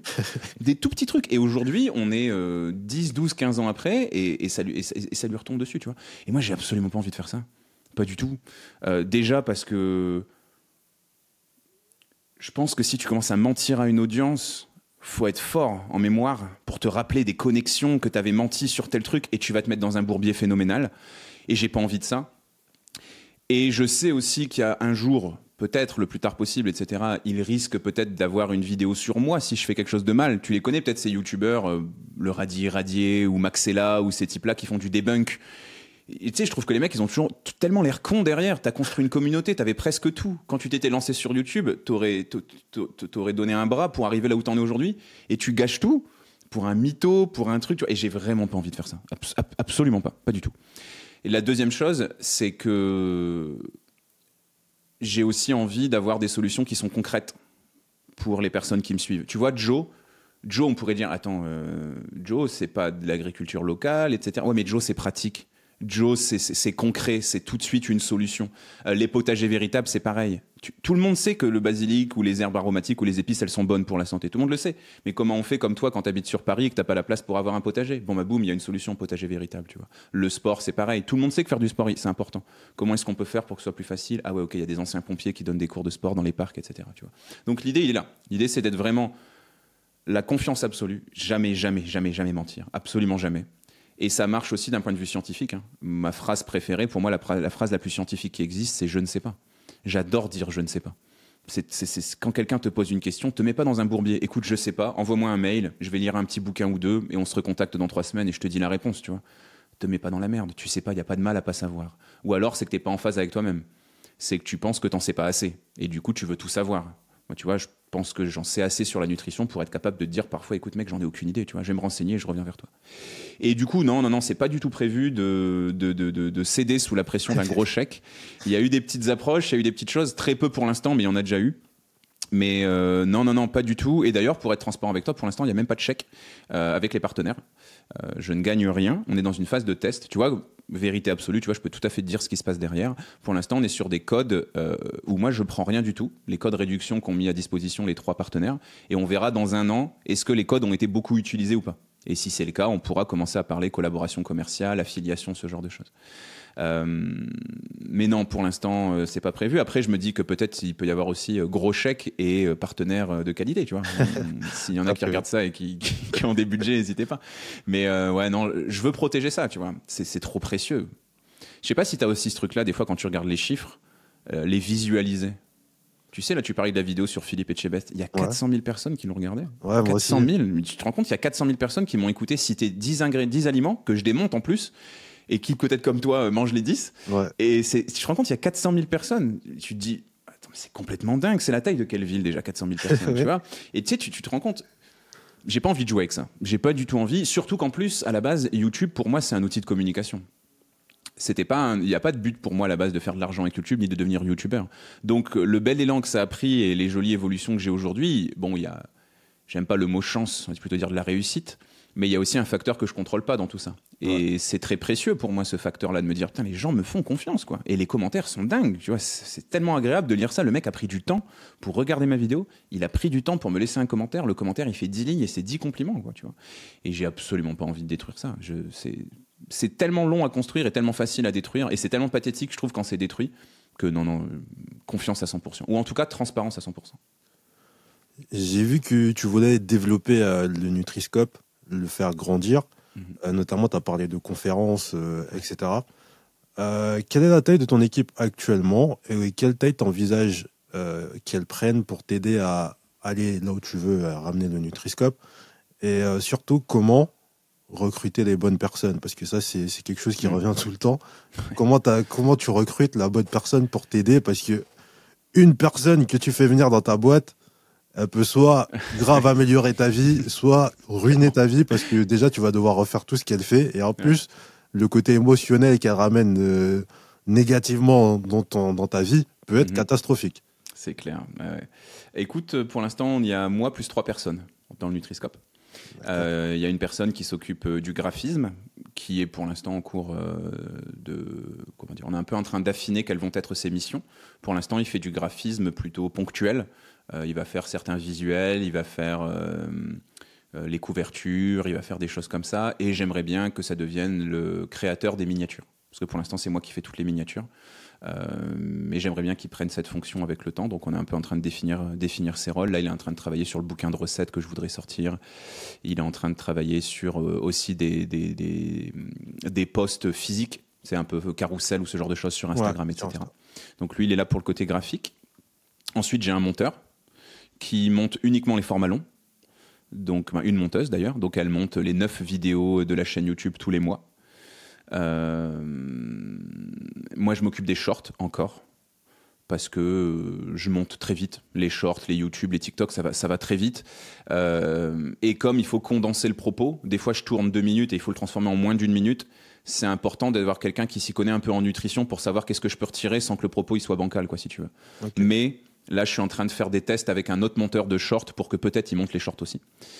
Et ensuite, j'ai Milena qui, je sais pas quel terme donner, qui est ma collaboratrice, on pourrait dire, je sais jamais trop comment dire ça, qui m'aide un petit peu sur différents aspects, qui va m'aider à trouver certains sujets de vidéo en fonction des tendances qu'elle a pu observer sur Google ou dans son quotidien. Qui va aussi m'aider à tout ce qui est mise en ligne des contenus. Et ça me fait gagner un temps fou parce que du coup, c'est elle qui s'occupe de rédiger les descriptions, mettre les hashtags, mettre tous les jours à l'heure sur TikTok, tous les jours sur Instagram, tous les jours sur YouTube. Tu vois, s'occuper un petit peu de tout ce côté publication, quoi, tu vois. Tous les petites tâches là, un peu désagréables, les écrans de fin sur YouTube, tu vois, toutes ces petites choses-là. Et puis voilà, puis moi après derrière je fais un peu tout le reste, quoi. Je chapeaute un peu tout ça. Et la question de l'équipe, elle est très compliquée. En fait, aujourd'hui, je sais pas quoi faire du Nutri-Scope. Et d'ailleurs, je vais sûrement essayer de trouver quelqu'un. J'aimerais beaucoup trouver quelqu'un qui pourrait me conseiller. Tu sais, un mec qui a monté plein de boîtes et qui pourrait me dire, écoute, là, c'est le moment de lever tant d'euros, de faire telle ou telle chose. Parce que je sais pas quoi faire. Aujourd'hui, j'ai une petite voix dans ma tête qui me dit, mais mec, emprunte une somme phénoménale, fais-en une start-up de dingue et vois grand, quoi. Tu vois, parce qu'il y a du besoin, et puis j'ai l'impression que les retours que j'ai sont plutôt positifs, et j'arrive pas du tout à faire tout ce que je voulais. Tu vois, comme tu disais, je voudrais le développer, le Nutri-Scope, mais la ressource la plus précieuse pour moi aujourd'hui, c'est le temps, et je manque de temps, mais à un niveau complètement dingue, phénoménal. Donc je sais pas, ça va prendre quelques temps. Je pense que, tu vois, j'ai créé la Nutri-Scope sous forme de SAS, donc de Société par Action Simplifiée, le 1er octobre 2023. Je pense que je vais attendre que la boîte, elle ait au moins 1 an. Petit point avec le comptable, peut-être. Et tu vois qui c'est, Eric Larchevêque ? Non. Non, c'est un start-upper français qui a monté plein de projets, etc. Il fait partie de l'émission Qui veut être mon associé ? Je sais pas si ça dit quelque chose. Et lui, il fait des... Alors, son temps est cher. Hein. Il propose un échange avec lui à 1 000 € les 30 minutes. Donc, c'est costaud. Mais le mec peut te donner des conseils en stratégie d'entreprise, tu vois. Et alors que ce soit lui ou un autre, hein, il faut que j'étudie un petit peu tout ça. Je pense que je vais aller voir quelqu'un et lui dire, écoute, qu'est-ce que je fais en fait, tu vois, je sais pas quoi faire. Tu vois, par exemple, je fais mes miniatures YouTube. J'aime faire ça. C'est cool, mais c'est pas une réflexion de président d'une SAS que de faire ça. Quand tu es président d'une SAS, tu es censé être un chef d'orchestre, tu n'es pas censé être un musicien. Surtout que je suis pas graphiste. Donc on s'en fout que j'aime bien faire ça, presque, d'une certaine manière. Parce que pour faire une miniature YouTube, je vais mettre quoi ? Allez, 1 heure. Entre la recherche, l'idée et la réalisation, parce que je connais Photoshop. Mais c'est pas mon rôle. Parce que cette heure-là, je devrais la passer à développer ma boîte, en fait, tu vois. Et c'est là où c'est un peu compliqué pour moi aussi, parce que j'ai aussi envie de prendre du plaisir dans ce que je fais. Je me dis, j'aime bien faire les miniatures YouTube, pourquoi je devrais me retirer ce plaisir-là ? Mais en même temps, il y a une petite voix dans ma tête qui me dit, ouais, mais c'est pas la manière la plus optimale de développer ton entreprise non plus, tu vois. Donc, pour te répondre de manière concrète, c'est un peu flou pour moi. Pour l'instant, on est bien tous les 4. Il y a une belle harmonie, puis c'est facile de créer de l'esprit d'équipe. Et dans tous les cas, ce que je sais, c'est que je ne suis pas du tout prêt pour l'instant à créer des emplois, c'est-à-dire à embaucher. C'est-à-dire que pour l'instant, les 3 personnes qui travaillent pour moi, elles travaillent en sous-traitance. Elles ont un statut, elles, d'entrepreneur, et derrière, elles travaillent à la mission. Le risque avec ça, c'est qu'elles ne sont pas protégées, entre guillemets, c'est-à-dire que demain, elles peuvent aller travailler pour la concurrence ou arrêter de travailler pour toi quand elles le veulent. L'avantage, c'est que du coup, il y a moins de charges, quoi. Et il y a moins d'engagement, quoi. Tu crées pas de CDI. Si la personne ne te convient pas, tu la remplaces demain en trouvant un autre prestataire, quoi. Mais comment tu les as trouvés ? Parce que moi, en ce moment-là, justement, je crois que c'était hier, j'ai été sur la plateforme Fiverr pour trouver un monteur. Parce que franchement, j'en ai marre de faire des shorts. J'en peux plus. Ouais. Et on en revient à ce que tu disais. Il y a le truc entre faire ce que tu aimes et faire ce que tu dois faire. Moi, j'ai vu pas mal de youtubeurs américains. qui au final, ils ont été la personne qui a développé l'entreprise, etc. Et au final, ils se sont rendus compte qu'ils aimaient pas ça. Et en fait, ce qu'ils aimaient sur YouTube, c'est être un créateur. Du coup, ce qu'ils ont fait, c'est qu'ils ont engagé quelqu'un qui est entre guillemets le CEO, qui gère tout ce qui est business, et eux, ils restent sur le côté créateur. Donc ça, c'est un truc, personnellement, moi, je pense que ce serait plus ce vers quoi moi je vais me diriger, parce que j'ai pas forcément envie de gérer la partie business. Moi, c'est le côté créatif que j'aime bien, et c'est le côté créatif qui fonctionne pour nos podcasts. Donc toi, est-ce que tu pourras envisager cette possibilité-là, et aussi où est-ce que tu trouves tes monteurs du coup? Oui, pourquoi pas, écoute, à voir. C'est vrai que j'avais jamais pensé à ça. Il y a une structure e-sportive, je sais pas si tu connais la Carmine Corp, qui je crois fonctionne comme ça, où finalement les deux visages que sont Kamel et Prime ne sont plus ceux qui gèrent l'entreprise, parce que gérer une boîte, c'est un taf particulier. Puis en plus, moi j'ai un parcours de rat de laboratoire, quoi. C'est-à-dire que moi, dans mes études scientifiques, j'ai fait 6 ans de sciences. Le truc le moins scientifique que j'ai fait de ma vie, c'est un peu d'éco-gestion et un peu d'anglais, quoi. Mais j'ai jamais fait de management, de commerce, de choses comme ça, donc je sais pas. Pourquoi pas, à réfléchir, à voir. Après, de toute façon, moi je suis le visage de l'entreprise.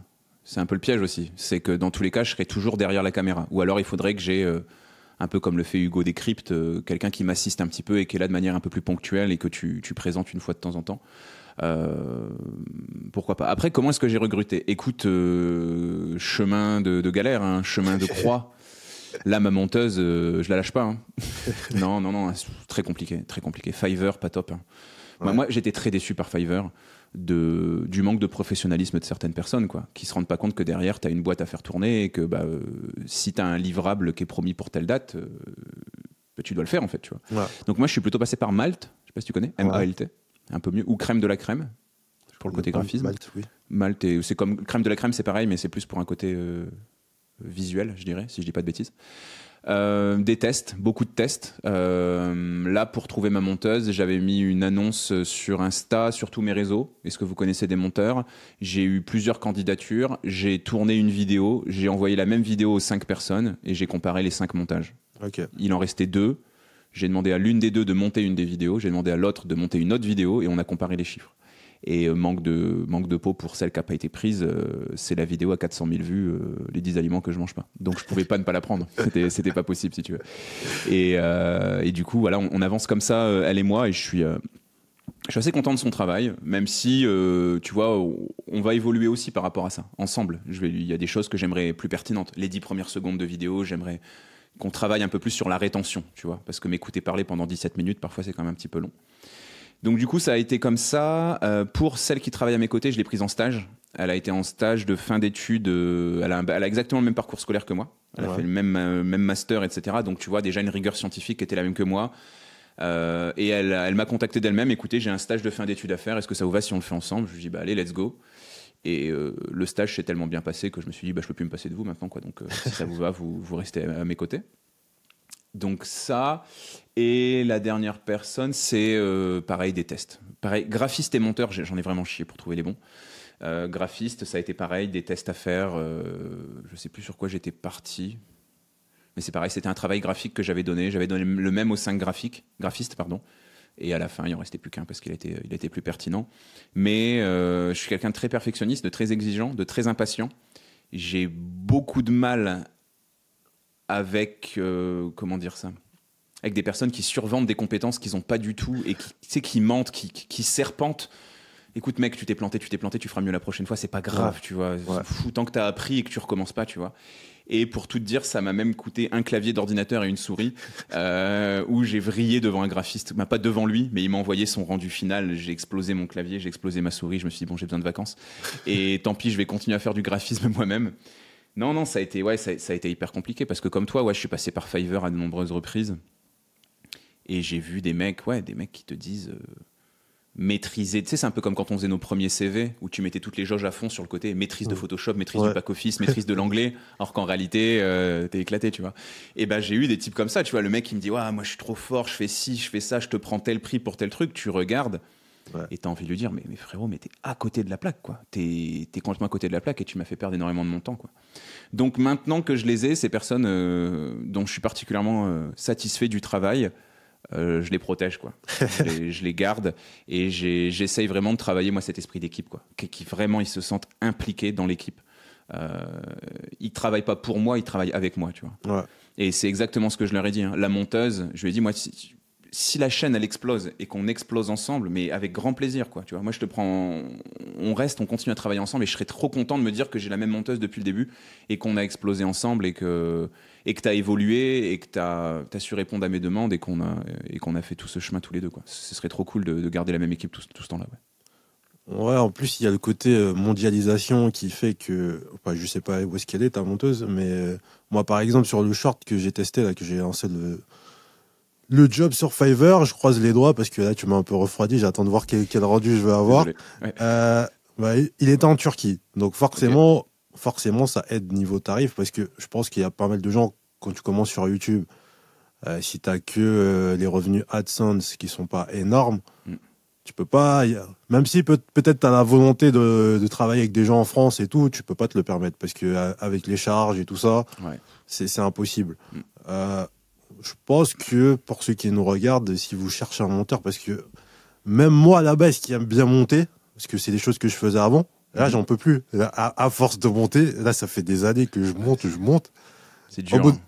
Au bout d'un moment, limite, ça peut te causer, pour des gens qui aiment faire des vidéos YouTube, les faire arrêter. Donc si vous êtes à ce stade-là, moi je vous conseille vivement d'essayer ces plateformes pour trouver des monteurs qui soient à l'autre bout du monde, etc.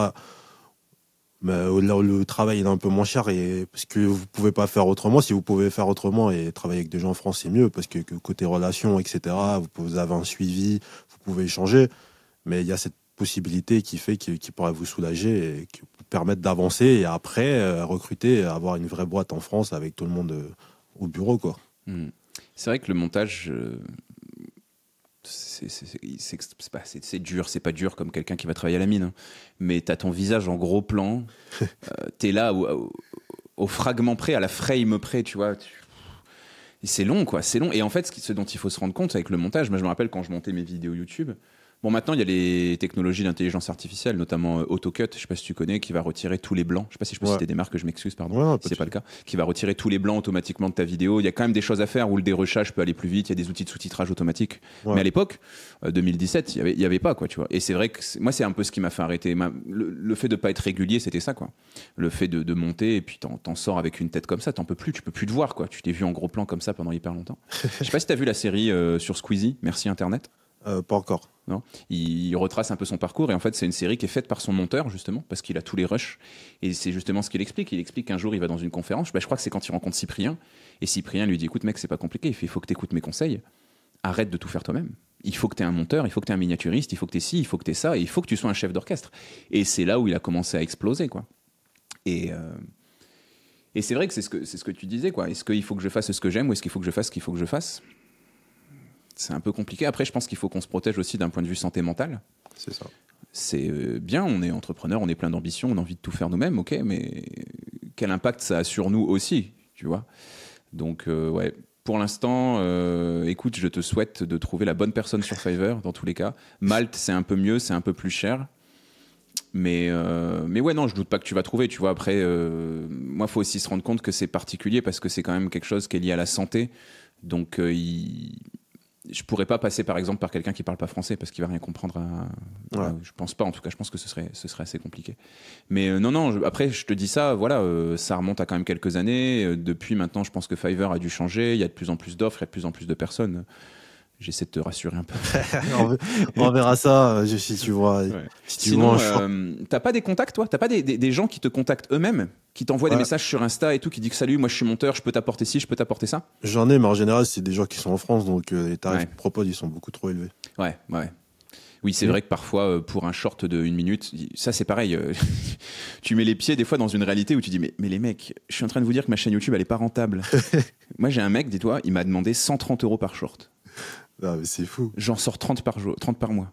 Et tu sais, tu as envie de dire, qu'est-ce que tu racontes? Tu vois, puis qu'est-ce que tu vas faire pour 130 € sur un format d'1 minute, même pas 1 minute? Je veux dire, ça va être incroyable ce que tu proposes. Et ouais, non. Mais moi, ça aussi, c'est assez particulier. J'aime toujours parler de ça avec eux et j'ai envie de leur dire, parce que là encore, il y en a un qui m'a demandé 600 € pour faire des montages d'une vidéo. Parce que comme toi, tout à l'heure, je voulais faire des montages genre histoire, genre sur le foot et tout, pour changer un petit peu. Et je lui ai dit, est-ce que tu peux me faire des montages comme ça? Je lui ai montré une des vidéos qu'il a déjà montées pour un autre youtubeur. Il m'a dit, c'est 600 €. Mais en fait, je lui ai répondu, je lui ai dit, moi, j'ai pas de problème à payer 600 €. Mais il faut que la vidéo, elle me rapporte au moins 900, 1000 €. Est-ce que tu es prêt à me garantir ça? Il m'a dit non. J'ai dit, forcément, moi, je peux pas te payer 600 € si ça rapporte pas plus de 600 €. C'est logique. Si tu estimes que ton travail vaut 600 €, je veux bien. Hein. Mais après, il faut que l'audience elle confirme que ton travail vaut 600 €. Ah, mais moi, je le paye autant qu'il veut. Moi, s'il me rapporte au moins ça avec la vidéo, il n'y a aucun problème. Mais complètement. C'est MrBeast, je crois, qui paye 100 000 € sa miniature. Tu vois. Lui, c'est un malade. Lui, c'est un malade. Mais bon, après, tu vois ce qu'il a réussi à faire. Quoique son contenu... Bref, c'est pas le sujet. Mais bref. Et tu comprends un peu que finalement, il y a aucun souci pour mettre de la valeur. Au contraire, ça doit être tellement gratifiant d'aider des personnes à vivre. Ok. Mais ouais, comme tu dis, mec, si tu me prends 600 €, dans ce cas-là, j'espère que je fais 1 million de vues, quoi, parce que c'est compliqué derrière, quoi. Compliqué, ouais. Mais ouais, c'est flou aussi, tu vois, de pourquoi tu me demandes 600 ou pourquoi tu me demandes 130 € par short, sachant que, tu vois, moi, comme je t'expliquais, un short, je le monte en à peu près 4 minutes. Je m'étais chronométré, tu vois, quand c'est pas des quiz ou des formats plus compliqués. 4 minutes versus 130 €, qu'est-ce que tu vas vraiment m'apporter en plus pour qu'il y ait ce delta-là, quoi, tu vois. Mais ouais, écoute, je croise les doigts pour toi, puis j'espère que tu auras ton monteur. On verra, je te dirai. Les programmes, qu'est-ce que tu voulais que tes clients tirent de ces programmes et comment tu as fait pour trouver le juste prix de chaque programme? Parce qu'on en a déjà parlé avec d'autres youtubeurs. Recoba et moi, on est en train de travailler aussi sur une formation. C'est compliqué de se dire faire le delta, parce que justement, on en parlait avec le monteur là, mais c'est un peu pareil. Comment tu monétises le temps que tu as pris à faire ça, le programme, parce que ça prend du temps à faire, et le prix pour que ça soit abordable pour les gens. Ouais. Alors les programmes, effectivement, l'objectif des programmes, c'est d'en avoir beaucoup plus que ça. L'objectif, c'est d'avoir vraiment une bibliothèque en ligne où tu peux répondre à n'importe quelle des problématiques de santé grâce à des formations et des programmes. Des choses plus ou moins graves et plus ou moins durables. Je pense au cancer, je pense au diabète, je pense à l'obésité, et des choses passagères. Je sais pas, je pense aux douleurs de règles, je pense aux troubles du sommeil ou à la volonté de te concentrer en période d'examen. Le problème, c'est comme je te disais, en termes de temps, je suis hyper limité. Par rapport au prix, j'en ai aucune idée. Pour tout te dire, je suis largement en dessous du prix que je devrais faire payer mon programme quand tu regardes la concurrence. Parce que dans mon programme, il y a une originalité très particulière, c'est qu'il y a une 50aine de vidéos d'éducation alimentaire. C'est-à-dire qu'en fait, quand tu prends mon programme, tu as comme un peu une espèce de série Netflix, on va dire. C'est orchestré comme ça, avec des saisons et des vidéos par chapitre. Et tu vas par bloc apprendre une notion. Donc, en moyenne, tu as entre 50 et 54 petites vidéos que tu vas pouvoir regarder. Et à chaque fois que tu as appris une notion, tu passes à la notion suivante, tu vois. L'objectif, et c'était pour répondre à la première partie de ta question, c'était que mes patients gagnent le plus vite possible en autonomie. Le plus vite possible. C'est-à-dire que, je l'ai encore dit hier à un patient, hier j'étais en consultation physique au cabinet, et j'ai encore dit à un patient, mais moi, moins je vous vois souvent, plus je suis content en fait. Le but, c'est que vous ayez le plus vite possible compris ce que c'était que manger équilibré. Et en réalité, c'est pas si compliqué que ça à comprendre si on vous l'a bien expliqué. Donc le but, c'était ça, et surtout d'avoir des solutions concrètes, des solutions pragmatiques. Dans le programme, il y a 365 menus qui sont faits. Tu vois, il y a 1 an de menus complets, 4 repas par jour. J'ai fait ça pendant 300. Quand j'ai commencé, je me suis dit, ça va être facile. Je me dis, qu'est-ce que j'ai fait? Et au bout d'un moment, je me suis dit, mais t'es complètement malade. Mais au moins, c'est fait, tu vois. J'ai fait 1 an de menus. T'as 365 idées de repas. T'es plus jamais à court d'idées de repas, normalement. T'as les fiches recettes qui vont avec. Les fiches recettes, elles sont classées par difficulté, par budget, par temps. Donc, tu vois, t'es complètement aujourd'hui capable de dire, je sais pas quoi manger, on est en été, j'ai ça dans mon frigo, tu fais 3 clics et t'as les réponses, quoi, tu vois. Donc, l'idée, ouais, c'était vraiment, vraiment ici. Moi, j'ai beaucoup de mal avec les méthodes qu'on propose aux personnes pour perdre du poids. J'ai l'impression qu'on prend les gens pour des idiots, en fait, tu vois. On leur met un bouquin de régime entre les mains et on leur dit, fais ci, fais pas ça, c'est tout. Ou comme j'aime, je vais te livrer un plat devant chez toi, mais je t'explique pas pourquoi ce plat, il est bon, pourquoi ce plat, il est pas bon. En réalité, si tu réfléchis bien, il n'y a pas tant de familles d'aliments que ça. Les fruits, les légumes, les laitages, les féculents, viande, poisson, œufs, sucre, gras, eau. C'est tout. Alcool. Sachant que dans la plupart des familles d'aliments que je viens de te citer, il n'y a pas besoin de te faire un dessin pour que tu comprennes ce que c'est l'eau, l'alcool, le sucre et le gras. Donc en réalité, il reste 4 familles d'aliments. Ou 5 si tu sépares les fruits à coque des fruits. Bref, peu importe. Donc en fait, tu as juste à apprendre à comment composer avec ces familles d'aliments-là. Tu vois. Donc c'est pas si complexe que ça. C'est complexe de comprendre les mécanismes. Oui, ce que j'ai fait pendant mes études, etc., c'était pas toujours simple. Mais en réalité, si tu l'expliques bien, on est juste en train de parler de pommes, de haricots verts et de morceaux de poulet, quoi. Tu vois, c'est pas censé être quelque chose où tu es censé t'arracher les cheveux, quoi. Donc moi, l'objectif, c'était vraiment ça, de vous apprendre à manger équilibré. Que toute votre vie, vous soyez tranquille, en fait. Qu'aujourd'hui, tu as 20 ans, tu prends ma formation, ok, et ben dans 20 ans, tu sauras toujours qu'est-ce qu'il faut que tu fasses après avoir mangé 3 parts de tarte chez Tati Janine, tu vois. Dans 20 ans, tu sauras toujours qu'est-ce qu'il faut que tu manges le soir si le midi, tu t'es fait un McDo, tu vois. Le but, c'est que tu comprennes comment manger équilibré. Parce que même s'il y a beaucoup de manières de voir l'équilibre alimentaire, beaucoup de manières différentes, et de bouquins de régimes différents, en réalité, c'est la plus vieille des sciences, la nutrition. Le premier médecin était nutritionniste. Hippocrate, 5000 avant Jésus-Christ, c'est le serment d'Hippocrate, tout ça, Hippocrate était un nutritionniste. Et c'est prouvé scientifiquement, en fait. Tu vois. C'est quand quelqu'un te dit « fais ci et fais pas ça » d'un point de vue nutritionnel, et qu'il n'est pas capable de te le justifier, c'est qu'il fait mal son travail. Il y a tellement d'études scientifiques qui ont prouvé par A plus B les effets ou les méfaits de certains aliments, tu vois, que ça fait valeur sûre. Et c'est ce que je te disais tout à l'heure avant le début du podcast. J'ai aucun problème pour débattre avec quelqu'un qui n'est pas d'accord avec moi, parce que pour moi, tous les conseils que je dis, je peux aller te chercher 10 études scientifiques qui te prouvent que les conseils que je te dis sont les bons, quoi, tu vois. Dans la vidéo pour le faire dont tu me parlais, que tu as regardé, si tu n'es pas d'accord avec moi, il n'y a pas de problème, on en discute, mais mes arguments vont être des études scientifiques, quoi, si tu veux. Donc en fait, l'objectif, moi, c'était vraiment ça, de dire, je fais une formation. Ça s'appelle des parcours ou des programmes, parce que j'aime pas trop le mot formation, tu sais, avec le CPF et tout, mais il va falloir que je trouve des mots un peu mieux que ça. Et tu as des solutions concrètes grâce aux outils et grâce aux vidéos, tu as appris une bonne fois pour toutes à manger équilibré. Tu n'auras plus jamais normalement besoin de faire attention de toute ta vie parce que tu auras compris ça pour toujours. Mais au final, à chaque fois, j'invite des gens dans ce podcast et au final, ils arrivent à me convaincre à être leur client, parce que là, j'ai acheté tellement de formations Esprit Dog après le podcast. Et là, vu que je m'attaque à la nutrition, je vais devoir être un de tes clients aussi. Écoute, tiens-moi au courant, puis on en discutera au pire. Ouais, la méditation. Quand on jongle entre plusieurs choses, c'est assez facile de stresser. Hello. Comment la méditation t'aide à gérer ton stress? Tu le caches bien. Tu le caches très bien. Ah ouais, là, c'est le côté que j'aime bien dans mon activité. Parce que là, j'échange avec des gens, j'apprends des choses, donc j'aime beaucoup. Le côté stress, il n'est pas là. Après, c'est dans tout ce qu'il y a autour, les miniatures, le montage, les timings.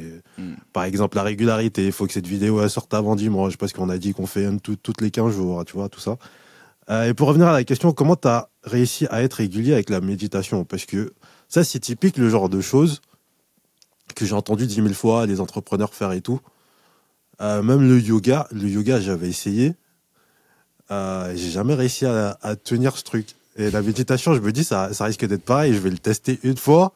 Ouais. Après, je vais me dire, c'est bizarre comme chose. Et après, je vais pas tenir. Comment tu as réussi à être régulier là-dessus et continuer? Est-ce que tu as vu des effets tout de suite qui t'ont permis de t'axer là-dessus pour continuer? Ou comment ça s'est passé pour toi? Alors, déjà, je suis pas forcément aussi régulier que je le prétends. Pour te donner un exemple très précis, aujourd'hui, j'ai pas médité. Okay. Voilà, aujourd'hui, je l'ai pas fait. J'ai un côté assez binaire, c'est-à-dire qu'aujourd'hui, je suis pas allé au CrossFit, aujourd'hui, j'ai pas médité. Aujourd'hui, j'ai pas fait une journée top. J'étais pas dans mon costume d'entrepreneur, tu vois. J'ai dormi 4 heures, mon fils est malade, tu vois, je t'expliquais par mail tout ça. Donc ça, c'est aussi problématique, c'est quelque chose qu'il faut que j'arrive à régler, parce que dès qu'il y a un caillou dans la chaussure, dès qu'il y a un grain de sable dans l'engrenage, je suis complètement jusqu'au boutiste, tu vois. Bon, attention, j'ai pas fait de conneries non plus aujourd'hui, tu vois, je suis là devant toi, j'ai tourné 3 vidéos, c'est bon, c'est pas de problème, tu vois. Mais je me suis pas levé à 6 heures, j'ai pas pris ma douche glacée, j'ai pas médité, je suis pas allé faire mon CrossFit, du coup, je suis pas dans le meilleur état de forme que je peux avoir. C'est pas grave, tu vois, ça arrive. Mais du coup, moi, je suis une boule de stress. Je sais pas à quel point j'arrive à le cacher ou pas. Je pense que je le cache très très mal. Je suis une boule de stress. Depuis que je suis petit, ça m'a même occasionné des problèmes de santé quand j'étais petit. Hein. Je faisais des terreurs. Comme j'étais en surpoids et que j'avais pas du tout confiance en moi, tu vois, l'école a été très vite un grand moment de souffrance pour moi. Tu vois. J'ai eu une adolescence assez compliquée à ce niveau-là. C'était d'ailleurs une source d'inquiétude pour mes parents. J'étais incapable d'aller acheter le pain. Tu vois. Je pouvais pas parler à des inconnus. Et la solution, je l'explique souvent dans des vidéos, ça a été le théâtre. Mes parents m'ont inscrit à des cours de théâtre. Et mon père m'a inscrit à la boxe. Mon père a une éducation un peu particulière. Et pour lui, un homme, ça sait se défendre, quoi. Et il pouvait pas supporter de regarder son fils se faire victimiser comme ça, tu vois. Et il a eu raison. Il a eu hyper raison de m'inscrire à la boxe. Ça a été un peu brutal parce qu'à l'époque, j'avais pas envie de ça. Mais finalement, le combo boxe-théâtre a construit la personne que je suis aujourd'hui, tu vois. Okay. Donc, il faut que je gère ce stress. Il faut complètement que je le gère. Et je le gère grâce à la musique. Je le gère grâce au sport. Mais le problème, c'est que dans le sport et dans la musique, comme beaucoup de choses que je fais, j'aborde ça avec un esprit de compétition, avec un esprit de challenge. Je joue pas de la musique pour me détendre, je joue de la musique pour être le meilleur pianiste possible. Tu vois, je vais pas au sport pour me détendre, je vais au sport pour être la meilleure version de moi-même possible. Donc je me suis vite rendu compte que la musique et le sport allaient peut-être pas suffire parce que presque ça me rajoutait de la pression de bien faire les choses. Tu vois. Donc j'ai testé. J'ai testé tout bêtement la méditation. Et ouais, ça m'a fait un bien phénoménal parce qu'en fait, tant qu'on n'a pas essayé, on se trompe un peu sur la méditation. Tu crois que c'est des trucs être dans ta tête, tu crois que c'est des trucs de respiration. Non, c'est des astuces du quotidien en fait. Là, depuis le début du podcast, j'ai peut-être utilisé, je sais pas, j'en ai aucune idée, j'en ai pas eu conscience, une dizaine de fois des astuces de méditation, tu vois. Pour comprendre pourquoi tu as cette idée-là, pour comprendre pourquoi il y a telle émotion qui passe par là, et surtout qu'est-ce que j'en fais de cette émotion, etc. Tu vois. Et c'est ça qui est super intéressant, c'est qu'en fait, t'as une image au début de quelque chose un peu cliché, t'as envie de te mettre comme ça. C'est pas du tout, absolument pas, c'est pas ça du tout. T'as l'image où il faut que je pense pas. Mais si, il faut vraiment que tu penses d'ailleurs. Le but, c'est de penser, mais c'est de comprendre pourquoi tu penses comme ça. T'as aussi quelque chose qui est très cool, en tout cas dans les séances de méditation que je fais, c'est que tu vas scanner ton corps de la tête aux pieds. Et du coup, ça va te permettre de ressentir un petit peu les zones de tension, les endroits où ça va pas trop, les débuts de blessure, les endroits qu'il faut que tu apaises dans ton corps, par exemple. Tu vois. Ouais. Moi, je fais un peu de méditation et je fais du Wim Hof aussi. Tu vois ce que c'est ? Non, je connais pas. Exercice de respiration. Respiration avec quelqu'un qui te guide et tu vas bloquer ta respiration pendant le plus longtemps possible. C'est complètement dingue. Hein. Par exemple, pour donner un ordre d'idée, moi je pense que j'ai jamais tenu en apnée plus longtemps de 45 secondes. Au bout de la première séance, j'ai fait 3 minutes d'apnée, quoi, si tu veux. Donc c'est des exercices de respiration, un peu de coordination, cohésion cardiaque, je sais pas comment on appelle ça. Non, ça te dit rien, ça c'est quelque chose où vraiment tu vas suivre en fait le rythme respiratoire de quelqu'un avec un objectif précis, détente, performance, concentration, ce genre de choses. Donc si tu veux, c'est un petit peu l'écho de ce que je te disais tout à l'heure. Je médite, je suis plus heureux, je suis moins stressé et je travaille mieux. Ce serait bête de pas continuer à le faire. C'est exactement comme on disait tout à l'heure. Je mange équilibré, je me sens mieux, je dors mieux, je travaille plus, je suis plus heureux, je suis plus agréable au quotidien. Donc j'essaye de pas trop me laisser le choix.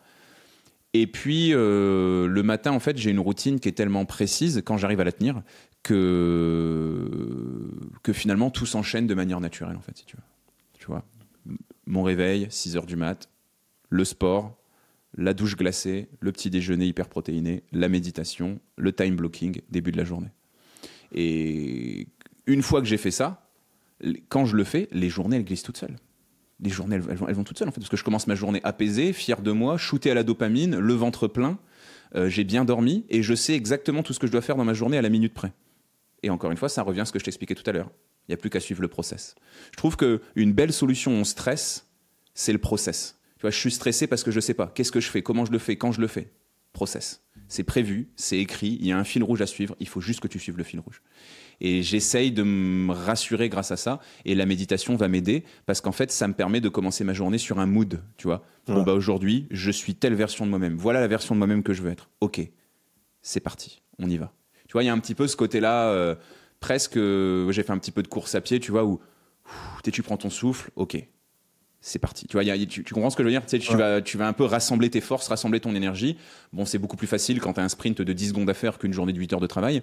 Mais l'idée, c'est de réussir à dire, OK, c'est cette version-là de moi-même que je veux être. J'ai réussi à faire ça depuis que je suis réveillé ce matin. Voilà les idées que j'ai en tête depuis hier soir. Voilà le chemin pour y arriver. Et puis aussi, tu as peut-être lu le bouquin qui s'appelle The One Thing. L'idée, c'est de faire une chose. Quel est l'objectif ? Aujourd'hui, parce que putain, les journées où tu commences et tu dis faut que je fasse un peu de YouTube, un peu de mail, un peu de machin. Moi, avec le temps, j'ai appris à faire des journées où je regarde pas du tout mes mails, tu vois. Aujourd'hui, j'ai pas regardé ma boîte mail encore. J'ai regardé juste vite fait si j'avais pas un mail de toi, parce que je trouvais plus le lien pour le podcast. Mais et tu vois, et c'est des décisions, tu vois. Aujourd'hui, c'était prévu. Ce matin, c'est tournage. Là, c'est podcast. Après, il y a d'autres choses qui sont prévues. Voilà, c'est carré, c'est prévu. Et voilà l'idée, quoi. C'est d'essayer de continuer à faire des choses que je sais bonnes pour moi, on va dire. La discipline. Ouais, parce que en fait, si je t'ai posé cette question, c'est parce que tu as une phrase qui m'a marqué. Et Il y a un moment, tu as dit, c'est normal d'avoir du stress. Et le stress, il va arriver. La chose importante, c'est savoir le gérer.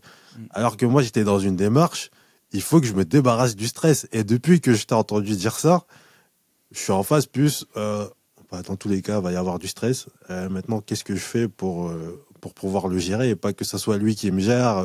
Au limite, j'ai l'impression qu'il y a quelqu'un qui est assis sur ma poitrine tellement moi, j'arrive pas à respirer. Donc, justement, on en parlait avant le podcast côté nutrition, mais ça m'a vraiment marqué. J'espère pouvoir peut-être mettre les choses en application pour pouvoir reprendre la main sur mon stress. Disons que tu peux aussi te poser la question pourquoi le stress est-ce qu'il est là, tu vois. Derrière le stress, il y a de la peur, selon moi. Et selon moi, derrière la peur, il y a de l'incompétence. Je te donne un exemple. Moi, j'ai une phobie, pas très originale. Je suis arachnophobe. J'ai la phobie des araignées, tu vois. J'ai peur des araignées. J'ai peur des araignées parce que je ne suis pas capable de les gérer. Je ne sais pas ce que je vais en faire, tu vois. Je t'ai expliqué que je faisais de la boxe. Avant de faire de la boxe, si quelqu'un venait mal me parler, j'avais peur. J'étais stressé parce que je ne savais pas me défendre. Okay, tu montes à vélo, tu as peur parce que tu sais pas faire de vélo. Okay, donc en fait, moi, je pense que la peur, c'est juste un vide à combler. Tu vois, tu as peur de quelque chose parce que tu te sens pas à la hauteur. J'ai appris à me défendre, j'ai appris à gérer les araignées, j'ai appris à faire tel truc. Je n'ai plus peur, tu vois, c'est réglé. Tu te rappelles les peurs qu'on avait quand on était petit, on avait peur de regarder en dessous de notre lit, on avait peur du noir, on avait peur de trucs comme ça. Et pour moi, le stress, il est un peu connecté à ça aussi. J'ai expérimenté dans ma vie des situations où j'avais aucune occasion de stresser. Et pourtant, mais tu le dis toi-même, qu'est-ce qui m'arrive ? Pourquoi j'arrive pas à respirer ? Pourquoi je transpire comme ça ? Pourquoi je bafouille ? Pourquoi j'ai les mains moites ? Il y a aucune raison, putain, je suis prêt, je sais faire ce que j'ai. Pourquoi je stresse ? Et je me suis rendu compte que toute ma vie, ça allait être comme ça. Depuis que je suis petit jusqu'à aujourd'hui, j'ai toujours été une boule de stress. Mais j'essaye, tu sais, de le transformer, de me dire déjà, je me sens vivant quand je stresse. Parce que tu sais, c'est une émotion particulière, le stress, mais... Tu sais, je me suis marié il y a pas longtemps, le trac avant le discours du mariage, tu sais, il est là, quoi, tu vois, et tu te dis, putain, c'est le plus beau jour de ma vie, j'ai fait mon discours, je sais qu'il est au top, ça fait un an que je l'écris, et mais tu sais, tu te sens vivant quand même. Il y a un côté quand même, même les énergies négatives te font te sentir vivant quand même, tu vois. Donc, tu vois, j'essaye toujours de me dire ça. Ça me fait toujours penser, par exemple, au théâtre et à la boxe. Encore une fois, je reprends souvent ces deux piliers. T'as appris ton texte pendant des années, t'as joué la pièce plein de fois, t'as toujours fait rire à chaque fois, et là, c'est la dernière, et tu te liquéfies, quoi, tu vois. Qu'est-ce qui m'arrive en fait ? Pourquoi je suis prêt, jamais aussi près de ma vie ? Et ben on va essayer de changer ça et on va essayer de mettre cette énergie dans le texte où on va essayer de casser ce stress avec une vanne au début. Pareil à la boxe. Pourquoi tu es en train de stresser ? Si tu stresses, tu te crispes, tu consommes beaucoup plus d'énergie, tu frappes pas en étant détendu, tu vas prendre une branlée de toute façon, donc arrête de stresser. Et tu vois, j'essaye toujours de le rationaliser. J'essaye d'être un animal rationnel. Tu vois, j'essaie de me dire, j'ai des émotions, elles sont fortes, je les subis parfois, notamment des émotions de stress, des émotions d'inquiétude, comme tu connais aussi ce que tu me décrivais. Pourquoi est-ce qu'elle est là ? Qu'est-ce qu'elle vient faire là ? Quel message est-ce que mon cerveau il essaye de m'envoyer ? Est-ce qu'il essaye de me protéger ? Est-ce qu'il essaye de m'encourager ? Qu'est-ce que je peux en faire ? Et j'essaye de pas trop me laisser déborder pour ça. Je suis tellement émotionnel. J'étais allé voir, moi, des personnes, tu sais, qui te mettent des étiquettes sur la tête. On m'a diagnostiqué hypersensible. Tu vois. D'ailleurs, c'est marrant parce que tu sais, le psy te dit vous êtes hypersensible, ça fera 80 balles, bonne journée. Qu'est-ce que je fais avec ça en fait, tu vois ? Moi, je suis très content, mais qu'est-ce que je fais de ça, tu vois ? Et j'ai tellement d'émotions, tu vois. Je suis une boule d'empathie. Je ressens toujours les émotions des autres, etc. Qu'il faut forcément que je me protège par rapport à tout ça. Mais écoute, on est pareil, toi et moi, on est des boules de stress, on le sera toujours. Est-ce que ce serait rigolo, tu vois, de poser la question à d'autres entrepreneurs ? Est-ce que c'est pas aussi ce stress et cette appréhension qui font qu'on essaye de faire les choses bien ? Est-ce que c'est pas ce stress et cette appréhension qui fait qu'on prend parfois des coups de pied aux fesses qui nous poussent à agir ? Je sais pas, écoute, il y a pas mal de choses comme ça où je me dis ça fait partie de moi, quoi. C'est moi, j'arrive pas à l'enlever, j'ai passé trop d'années à essayer d'enlever ça de moi. Je vais plutôt essayer de cohabiter avec, je vais essayer plutôt d'assumer que je suis quelqu'un de stressé. Et puis voilà, et j'essaye d'éviter de le dire aussi. Tu sais, je le sais, mais je le dis pas. Pour pas l'affirmer. Ouais, voilà, exactement. Et puis, j'essaie de faire un petit peu attention à ce genre de truc. On le voit beaucoup, nous, avec notre fils qui est assez jeune. À force de te répéter des choses, t'es dans un rôle, tu sais. Ah, t'es angoissé. Ah, t'es quelqu'un de peureux. Ou l'inverse. Ah, qu'est-ce qu'il est courageux. Ou Et du coup, t'es toujours un peu dans ce schéma-là, tu vois. J'essaye de pas trop me mettre ce genre de truc. Je suis pas quelqu'un d'angoissé. J'ai mes angoisses. Je suis pas quelqu'un de stressé. Il m'arrive de stresser. Mais voilà, j'ai pas de solution, malheureusement, à te donner par rapport à ça. Si ce n'est, avoir un bel exutoire et puis, négocier avec, quoi. Dernière question, c'est quoi ton secret pour arriver là où tu es actuellement ? Jérémy, où est-ce qu'on peut te trouver sur tous tes réseaux sociaux? Écoute, tu peux me trouver à peu près partout avec le nom Le Nutriscope. De toute façon, si tu tapes Nutriscope, normalement, parfois il y a des underscores, parfois il y a un espace, parfois il n'y en a pas, des fois il y a des majuscules, mais si tu tapes Nutriscope, tu peux me trouver. Et je dirais que le réseau social sur lequel je suis quand même le plus actif, ça reste YouTube. Avec du coup la chaîne YouTube, 2 vidéos par semaine, 1 vidéo par jour. Ou sinon sur le site internet www.lenutriscope.fr, avec des programmes pour les hommes, pour les femmes et pour les femmes ménopausées pour l'instant, et bientôt des programmes pour l'endométriose et le syndrome polycystique ovarien. Ou sinon, vous pouvez me trouver à Laon, à mon cabinet, dans le 02, dans ma Picardie natale. C'est aussi un moyen de pouvoir échanger aussi, parce que c'est vrai qu'on a parlé un peu entrepreneuriat, mais je suis avant tout un thérapeute, et je fais aussi du coup des consultations. Merci d'être passé dans le podcast, et ce fut vraiment un plaisir de parler 1h47 avec toi.